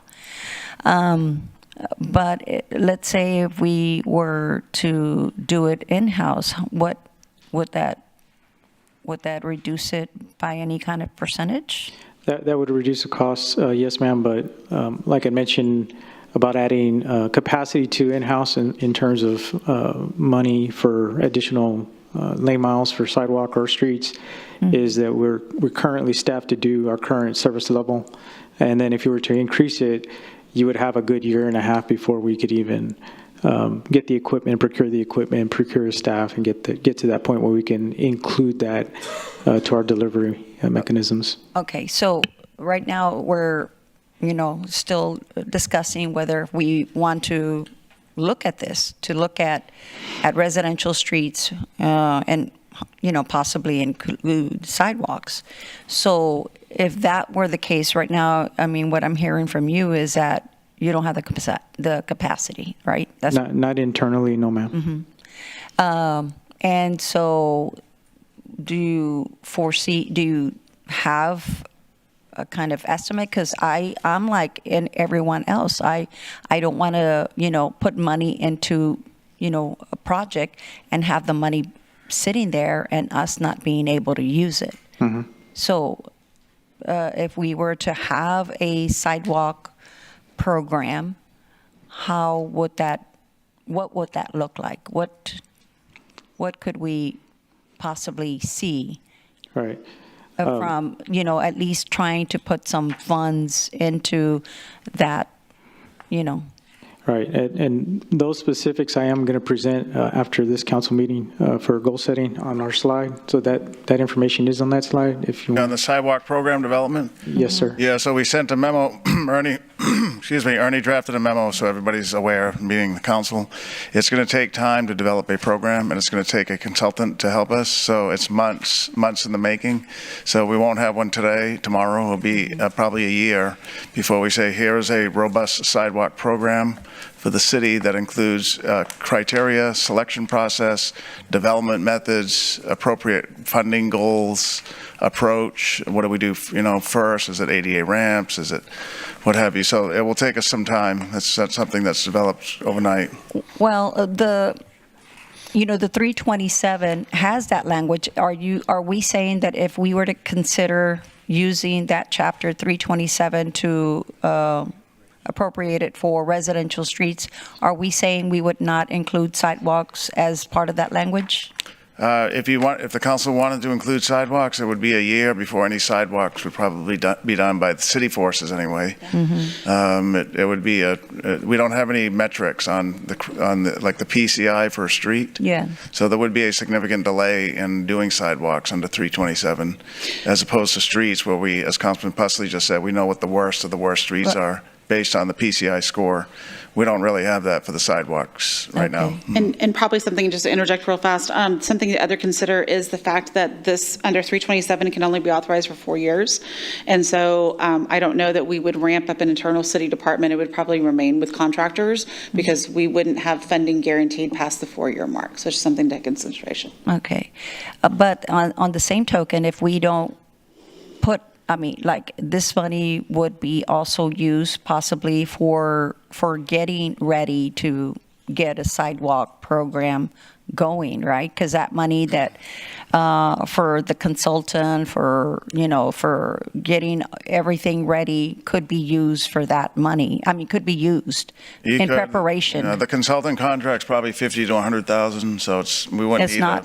what's that? Yeah, so I mean, I'm thinking like sidewalks is not going to be as grand, it's not as grand scale, but we do know that we would have, like I mentioned before, just 2 streets is $1 million, just 2. So we would have more than enough sidewalks to,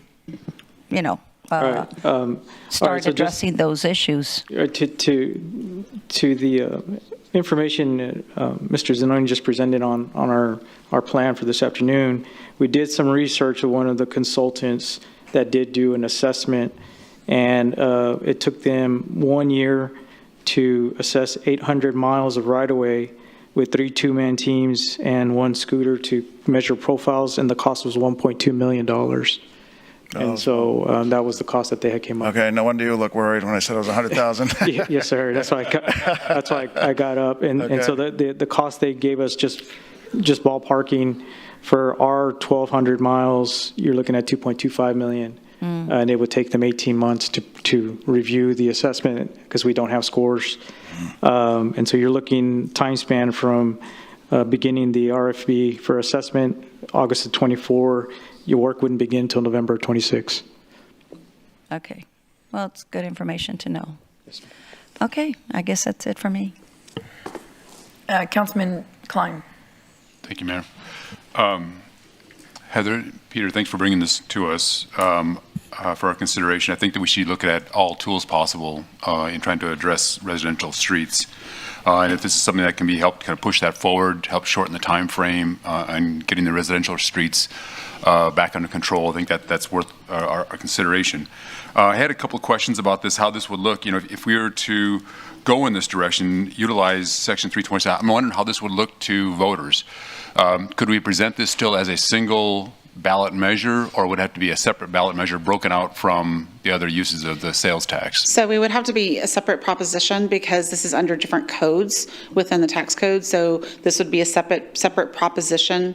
So the council would need to decide what the 1/8 cents, you've got 2 different 1/8 cents. So if 1/8 cents was to go to this, then what the other 1/8 cents would go to, and those would be separate propositions on the ballot. Mm-hmm. And refresh my memory again, the 1/8 cents, the breakdown of that, I thought I had it with me today, but I don't have it. How does that 1 cent broken down, what are the different eighths again? So there's four 1/8. One is for the crime control district. One is for the type B purposes, which includes economic development, streets, and affordable housing.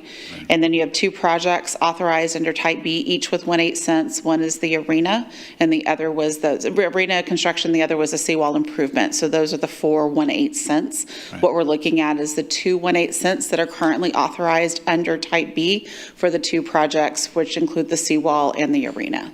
All right, great, thank you. Yeah, again, I think anything we can do to help with residential streets is going to be beneficial. I think Ernie's done yeoman work in getting that number broken down from like a really large 60-year project down to 12-year project. That's still worrisome yet. Anything we can do to try to whittle that down further, I think we should try to explore yet as well.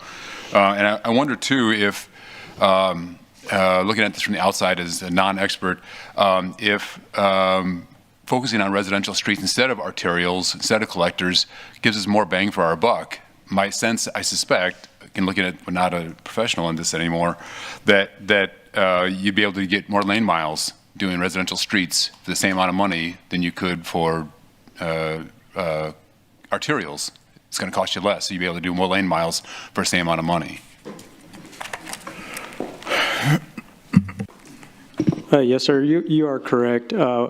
As the asset manager, for Public Works, I would recommend against taking all of our resources and putting them only on residential, only because some of our arterials are in somewhat bad shape, and so we need to protect those assets.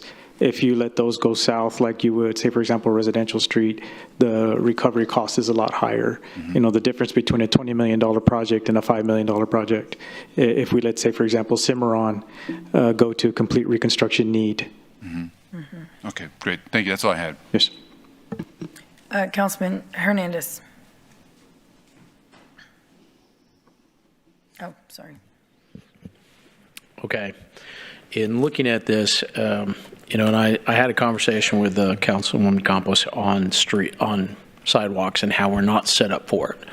We don't have personnel, we don't have the equipment, we don't have an evaluation of sidewalks. We have some areas that don't even have a sidewalk on, a street. They have bar ditches. So there's a lot of aspects to that.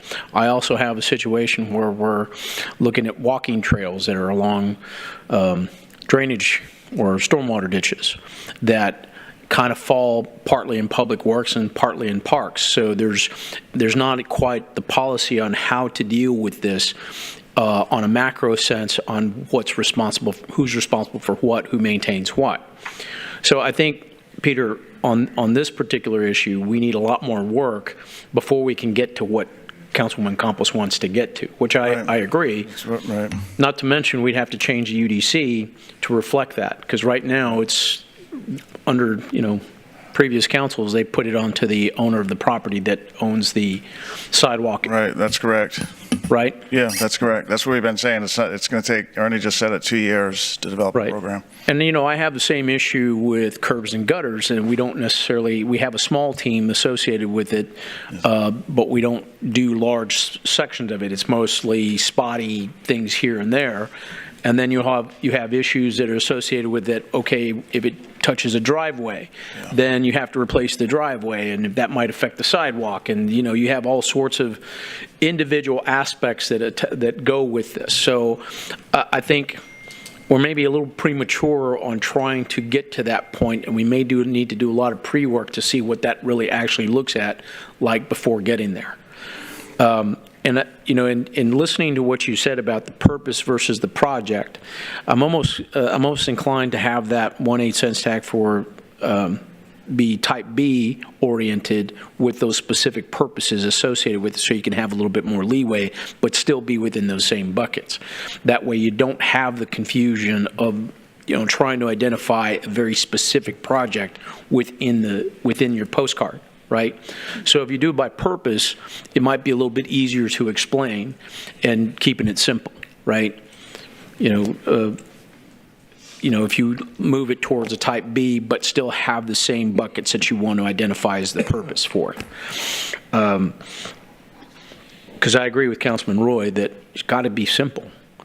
And we've got to address the needs we have beyond. We don't want to get in the situation where we neglect one area to fix another. Like Ernie had mentioned, we don't want to put everything into residential streets and neglect the arterials and collectors, because that doesn't benefit anybody. So we got to, like I said, look at it from a macro sense and utilize the resources to try and capture as much of our responsibility as possible. And like I said, I think we should move 3% of our general fund into residential streets instead of just the 1%. And we can have that set up. Like I said, I've been very much for streets and for stormwater. Very much for both of those, and they both connect to each other. Heck, one of my bond projects is a walking trail, right? Pedestrian bridges. So I want to make sure that we're doing those kind of things, and we're looking at it from a standpoint, but also be able to maintain them and have an understanding of who's responsible for what as we go forward. You just don't build something, then everybody's like, it's his responsibility like this. So I think, I've already talked to Parks and I talked to Gabriel about this, and we may have to get together on how, before we build that walking trail, who's responsible for what, and then assign that responsibility.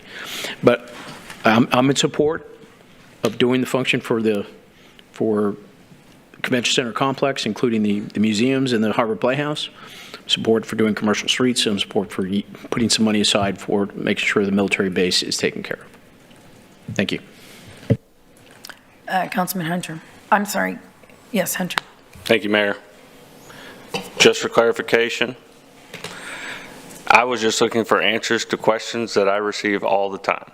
And we've met with a lot of different groups. I just want the council members to understand that, because I'm not trying to suggest anything in my previous statements, but I am trying to suggest in these statements, and that is, I think we've had so much discussion back and forth We should separate, when it goes on the ballot, separate seawall from marina, whatever. Because no matter what happens with one or the other, if that seawall, if we have a catastrophe on that seawall, our downtown, I'm trying to say this as politically correct as possible, but there really isn't a word that's coming to mind. We're going to have a very, very, very difficult time recovering for that. So I think it should be two different propositions or whatever. Appreciate Councilman Barrera bringing up the love of basketball. Just so that y'all know, you weren't here. In fact, a lot of y'all weren't here in this room except for maybe Miles. But Councilman Molina and the previous councils, we all looked at doing a minor league basketball team at the American Bank Center. And it failed at the time, but it might be something to look at again for the Spurs or the Rockets. Or the Thomas J. Henry Center, whatever we're calling it. Are we voting on that? Or it's probably not the right time to ask that, but whatever the name American Bank is. Center. It's still called the American Bank Center. Okay, well, I am all for the highest bidder. So if you said earlier, this is a question. You said earlier of our sales tax percentage, which is the highest, 8.25. Yes. And we are at 2.7 of that? There's 2% that are 2 cents that goes for local sales tax. Of that 2%, 2 cents, 1 cent goes to the general fund. So we're only at 2 cents? Half a cent goes to RTA. In our entire community, not just the city? Okay. Well, that is within the city limits. The city limits we're at 8.25. But our area, I'm asking, does anybody else tap into that? So I know Rob, no, because you can't, our sales tax collections are within our city limits. Okay, good. And it can only be used within our city Good. limits. Okay. So of that 2 cents, if this fails, you said earlier, it cannot be touched by the county according to our legal team. Unless it expires. So in the next, so we have one part of the 1 cents that expires September 25, 1 cents that expires in March of 2026. And to clarify, which one's 26 and which one's 25? 26 is the seawall, 25 is the arena. Okay. And So once if it this expires, they can? Yes. Okay. That Just is wanted our to clarify that because I misunderstood you earlier. Thank you. Sure. Councilman Pusley. If I'm a voter and I've been listening to all this, I'm running for cover already. So let me ask a question. I think it's a really great idea if we include, if we take part of that $92 million. I just think if we want to help sell our $175 million bond, we take and allocate, dedicate part of that to residential streets only. And Ernie, I have a question for you with respect to that. Let's say we allocated $36 million of our bond to residential streets. So how does that change what you're doing now on the rapid street program for residential streets? Do you continue with that same program or do you change it? No, I would continue with it. I would have to have a conversation with our suppliers to see that they can give us that capacity, and then get with the engineering department to see how fast we can procure additional contracts. Because I think I mentioned to Councilman Hernandez that because we have a procurement process that's low bid, and we said, okay, well, we had 7 potential contractors that can hit our program because of the procurement process. Technically one could get all of them, with the low bid. Right. And so I'd have to get with Jeff and find out, what levers can we pull on our procurement process to try to best get as many pavers out there so we don't end up in that situation. And we have put language in our current contracts that says if you start to underperform, we give your work to somebody else. So that is currently in there, and that's what we are monitoring today. So how many do you have doing your rapid Currently, we have 4 contracts, and we have a 5th one starting in June. That last one that was procured. Okay. And we bid those out separately, or did we bid those all at one time? We bid those out together, and then we rebid the 5th one that Bay got just here recently. Okay. And we just took the top 4 lowest bidders and Correct. put Yes, them sir. to work? Correct. Okay. How many more than 4 I don't remember. How many do we have bid in total on that? So we have Bay, Anderson, Columbia, and Tex-Mex currently are working, and then Bay is going to come in.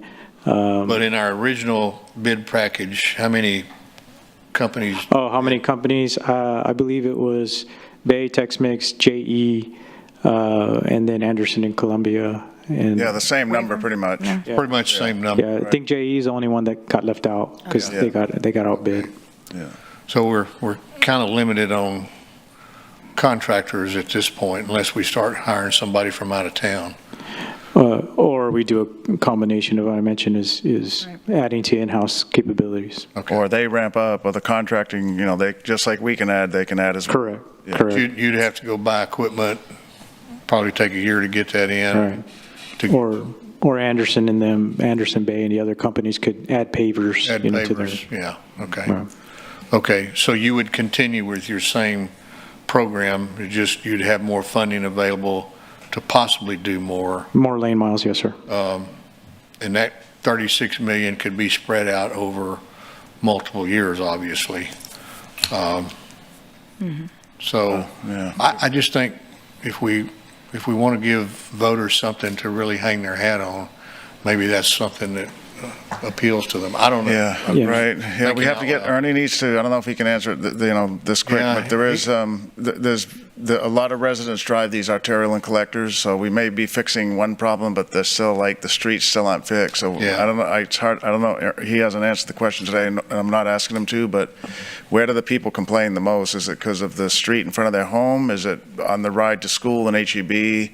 Walmart, so. Well, I've always said that they're going to complain about what impacts their life the most. So when they leave their house to go to work, between that point A and point B is what's going to impact their life. Right. And if that's residential, their residential street is bad, they're going to complain about that. If the residential street is good, but the arterial or collector is, so but Ernie, you're going to have a great deal of say-so in what we do here, because we have to make sure that your department can handle whatever we decide to do. Yes, sir. Thank you. So I think it's, well, a few things. Let me start with, I put this on the agenda because I think it's worthy of us having this conversation, and I think it is our responsibility, regardless of who brought it forth. I'm sick and tired of hearing, oh, so-and-so brought it forth. Who cares who brought it forth? This is about what's best for the residents. And if people are so confused or so concerned about confusion of our constituent, I'm going to challenge everyone to go talk to your constituents. Go talk to your constituents. It was brought up last night at the community meeting quickly. It was brought up. It should be brought up again. And go speak to your constituents and say, do you want your residential street fixed? And then y'all talk about how confusing that is. It's not. It's very simple. Do you want the American Bank, this 1/8 cent tax going to the American Bank Center? It's valid. I am not saying it is not a valid use of the 1/8 cent. But this has been brought forth, and it isn't fair to not bring it to our constituents, because our streets, our residential streets need to be fixed. That's the bottom line. They need to be fixed. That it's not rocket science. Is there enough money? No, there's not enough money. Of course Ernie's going to say, please, that's a dream for you. A dream to say, wait, you want to give me 36 mil, triple? You want to triple what I have now? You better believe I'm going to make it work, because there's a whole lot of ways to do that. So we can sit here and go through all kinds of conversations of excuse me, I'm sorry, Councilman, of, this is confusing, this is that. No, you know what my concern is, Peter, which wasn't done today, and y'all knew this should have happened today because of the conversation yesterday. I even said it, is your concern back there. How are we going to take care of our American Bank Center? Because many councils ago, we didn't prioritize our streets. So this conversation should be at this dais. It isn't about Peter putting something on the agenda. I put it on the agenda. And I don't care who brought it forth. I'm glad they did. I don't care who brought it forth. But what we don't have, and council members have clearly made up their minds without the information, is how do we take care of both? How do we take care of that American Bank Center? No one has talked about that. If, I'm talking about just the option, if we were to use this 1/8 towards streets, as opposed to, that's how simple it is. I'm gonna say that again. Super simple, people. Okay, Corpus Christi, we can fix our American Bank Center and the facilities around it, or we can fix residential streets. And we've got to do both responsibly. If there isn't a path for both, then we truly need to consider that in moving forward. But we're not being given that information in this moment. But minds are clearly made up. All I'm hearing is, you know, it's going to be confusing, and well, let's take bond, let's put streets on the bond now, and let's do this, and then another percentage over here. That's confusing. That's confusing. Because I don't know who's interested in taking $3.5 million off of Alameda from Doddridge to Everhart, or $10 million on Lower Broadway Street. You know, who's interested in losing? Because the public's already seen this. They've already seen this. So Everett, Councilman, you're going to have to go back and say, well, never mind. Lower Broadway, you know, 10 million, never mind. So this whole conversation really, you know, should have been brought forth. The information should have been brought forth before this booklet was printed. And for the record, $92 million is not what we're spending on streets in this bond. It's 60. 30 million of that is stormwater, and that was made clear. It's still a lot of money, but I will never sit on this dais in the 8 years I've been here, and whatever it is God's plan is for me moving forward, I will never sit on this dais and say we have enough funding for streets. We have enough funding. We've got plenty for streets. No, we do not. No, we do not. Because as long as a person can say my street looks like a war zone, we're not done. And it is our job to find those avenues responsibly. So I'm a little bit agitated because I thought, I know what our constituents want. I know because I'm told almost every day that I'm out there. And so to say that this is, it sounds like we are saying that we have a problem that doesn't surpass our funding. Yes, we do. Our problem surpasses the funding that we have for streets. If you don't want to fix your streets with this particular revenue stream, then say that. But what I want to know, and Peter, I need you to tell me when you can give the council the information on how would it look, because we've had all this conversation and we still can't say, well, if we did use this for streets, how would we fund and take care of our American Bank Center? So that's what we need. Right, we're going to work on that. Okay. Yeah, Heather and I will. I appreciate that. And I think the whole council needs that before we can look at anything, truly. Well, unless there are any other comments or questions, I think we have, I think we're done with the presentation. No. And we still have industrial streets. Is that We going to be a have, short one, Peter? Right, we have, Ernie has one more presentation. This is on the industrial streets. So a council meeting ago, or one of our workshops, it was requested that we bring this forward. This was asked for, Mayor, by you and several council members a year ago. Ernie developed it along the way, and as council asked for it, we're ready to show it. So this is a presentation on where in the city are the industrial streets, and Ernie will present that right now. Okay, yes, sir. It's on the city council agenda. It's the last item. Okay, so this map here shows a listing of all the streets inside the city limits that Public Works has classified as industrial streets by their land use types. To bring your attention, the streets are classified as local, collector, or arterial, as defined by our UTP. And Public Works had developed a process to identify the streets shown on this slide. So that these are not labeled as industrial streets by default. We had to go and find out that information. So the exercise we did was get a land use layer in our GIS and then extract the light industrial and heavy industrial areas only. A query was then performed to identify streets within a 40-foot radius of a light industrial or heavy industrial polygon area.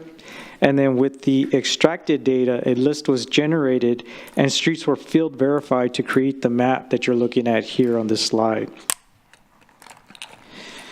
All right, so using the process I just described, we identified 109 industrial streets inside the city limits, which is roughly 53 centerline miles. And also we calculated the cost to maintain the streets or reconstruct the street based on either the UTP widths and then the costs based on the IDM standards. And so those costs are for industrial streets identified within the city limits. All right, so the next steps include reconciling this list of streets with the current rapid pavement program list of streets to identify which streets, if any, are already programmed as part of the RPP or even bond or type B projects. Since there is no current plan for the industrial streets, we would begin preparing a program which, by determining a budget and funding source, would help us fund a new program if we were to have one for industrial streets, just like we did for the rapid pavement program for the residential streets. And it would be based on PCI, of course, and any other factors that we would consider for the industrial land use. And then also want to determine the repair type for each street. And as we mentioned with our one-on-one briefings for asphalt and concrete, we're knowing that these areas carry more truck traffic, so we would consider that in the repair type recommendations. This map right here shows all the identified industrial streets outside the city limits for your situational awareness. For this map, GIS industrial districts layer was used to identify industrial districts 1, 2, 4, 5, and 5 through 11. And we identified county, port, state, and private ownership and mapped out only the county-owned streets. And so again, this is outside the city limits, but we went ahead and mapped these as well to get the information on these streets. To provide you with a summary for this area, there's 18 streets, which is about 16 centerline miles outside the city limits. And we also calculated the costs using the same methodology as the industrial streets inside the city limits, and those are shown on this slide here. So currently, there's no program identified for industrial streets, whether it be inside or outside the city limits. So very similar to the process that we mentioned in an earlier slide, we would take the same steps for preparing a program if we were to get the streets outside the city limits, say, if we had to work on those. The major difference would be that we would have to work to acquire those PCI scores because they're not part of our network if we were to get that information. And I stand by for any questions. Councilman Hernandez. Ernie, this is just what we would consider like industrial parks or commercial parks that have just nothing but businesses on them, right? Correct. So, I mean, there are some streets that you could consider like Huntwick would be on there, but it's not on your list here as a street that you would consider a commercial or industrial street. Right. But, it probably clearly is. So on some of those streets can be, I mean, I'm not sure if you captured everything like that, but what is your thought? Like, I can think of one that it's now in District 3, but Esplanada, it's like a horseshoe that's over there by Spawn South. Correct. But that wasn't quite on there either. How did you define those types of street versus what you identified here? Right, so these ones right here, like I mentioned before, there's not a current city layer that says this is an industrial street. It's either an arterial collector or a residential street. And so all we had at our disposal was reviewing the layers for land use, and we have some that are actually identified industrial. But to your point, yes, we haven't picked out the streets that are purely commercial, like Huntwick, or maybe something. Esplanada. Yeah, Esplanada, or even off of SPID, there's a business park in that area, so that would be another one. So I guess that's what we're looking at, because we don't have, and I think they're referred to as local streets, right? Not residential per se, right? Correct. Okay. Some of them are local, that's correct. So I guess we have to have like a definition, or maybe address that as so we can, because it's really looking at a funding source, right, to pay for this, and how to prioritize what's what. Yes, sir, you're correct. I think the first step would be when we go and identify and label a street as a industrial or commercial, we would go through that exercise and then bring it to you all for your review. Is this something that we would have to amend within our UDC or within the UTP? I mean, what is that? What would that look like? Yeah, no, that I couldn't tell you offhand. I'd have to circle back and work with legal on that, because right now I only understand that the master plan was created by SEAC. Right, and we're asking you to answer a question you probably wouldn't be able to, right? Because it's not, you're not responsible for UDC, right? Correct. That's in the plan. That's upstream. Okay, so Peter, what I was talking about is, we don't really have an identification for a residential street versus a commercial street if they're both the same size, right? We refer to them as local streets as opposed to a collector or an arterial. And I think we probably need to create that definition within the UDC or the UTP, so we can have some separation between what's considered a residential street and what would be considered a commercial street or industrial street that would require more heavy truck traffic or something along those lines, would need to be more robust. And, and identified some streets that weren't in here, like specifically Huntwick, right? Which is strictly, there's no residents on it. It gets a lot of truck traffic, but it's not referred to as industrial or commercial. So I think we need to have maybe an evaluation of the streets to where we understand what their actual primary uses are, so we can have a better prioritization of those streets, what type of materials, what standard of construction should be on those, so we can have a better understanding of how to put our assets to it. Now, that was one of the reasons why I was suggesting we have that funding for commercial streets or commercial industrial, and I'm hesitant to use industrial. I want to make sure that the commercial's in there as well, but because I wouldn't necessarily refer to Huntwick as an industrial street. Right. It would be a commercial street. Right. But you have a lot of truck traffic. You have the semis going in there to drop off all the product at HEB Plus. Right. So I think maybe that we need to do an evaluation internally to address that, maybe get involved, maybe get SEAC involved, right? Or the Planning Commission, or whatever it needs to be done, but to address that. But that's what I think. I think we missed some things here, and I'm not knocking you on that. I just, maybe it's having the task of really identifying those streets. Yes, sir. Right, thank you.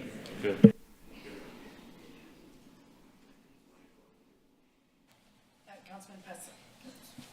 Councilman Pusley. Ernie, do you have a list of the streets? Yes, sir. Shown on this map?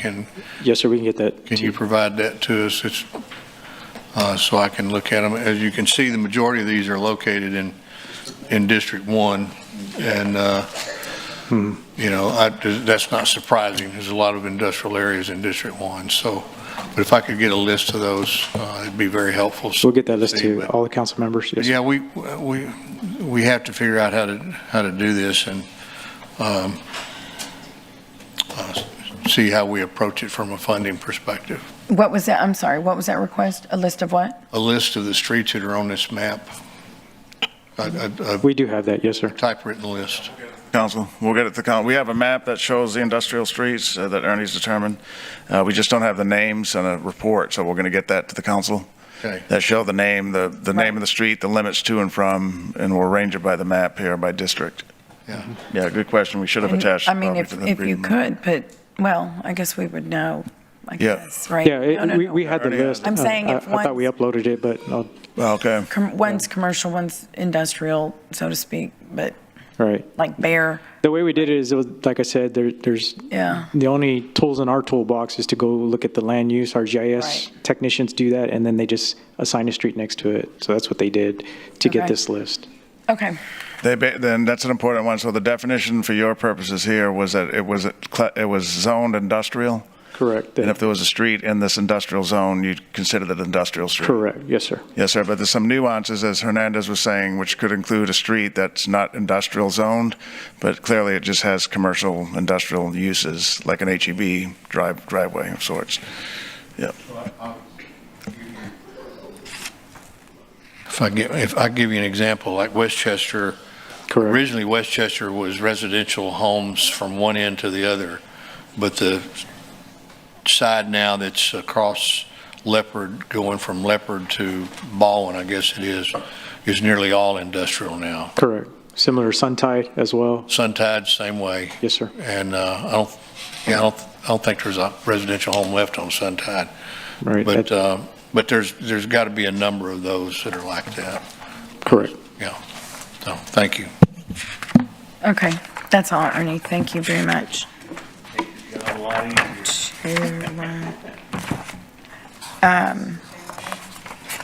Three. What we're going to do is 5, 6. We're going to continue our next week. We're going to continue the rest development services through the health department. I think we continue it for next week after council. Yeah. Next week at the city council meeting? May 21st, yeah, the Okay, May no 21st problem. meeting will continue. We'll put it on the agenda when it goes out Friday to the, Yes. yeah. Thank you. Right, yes, ma'am. Yeah. So there being no further business, this meeting's adjourned.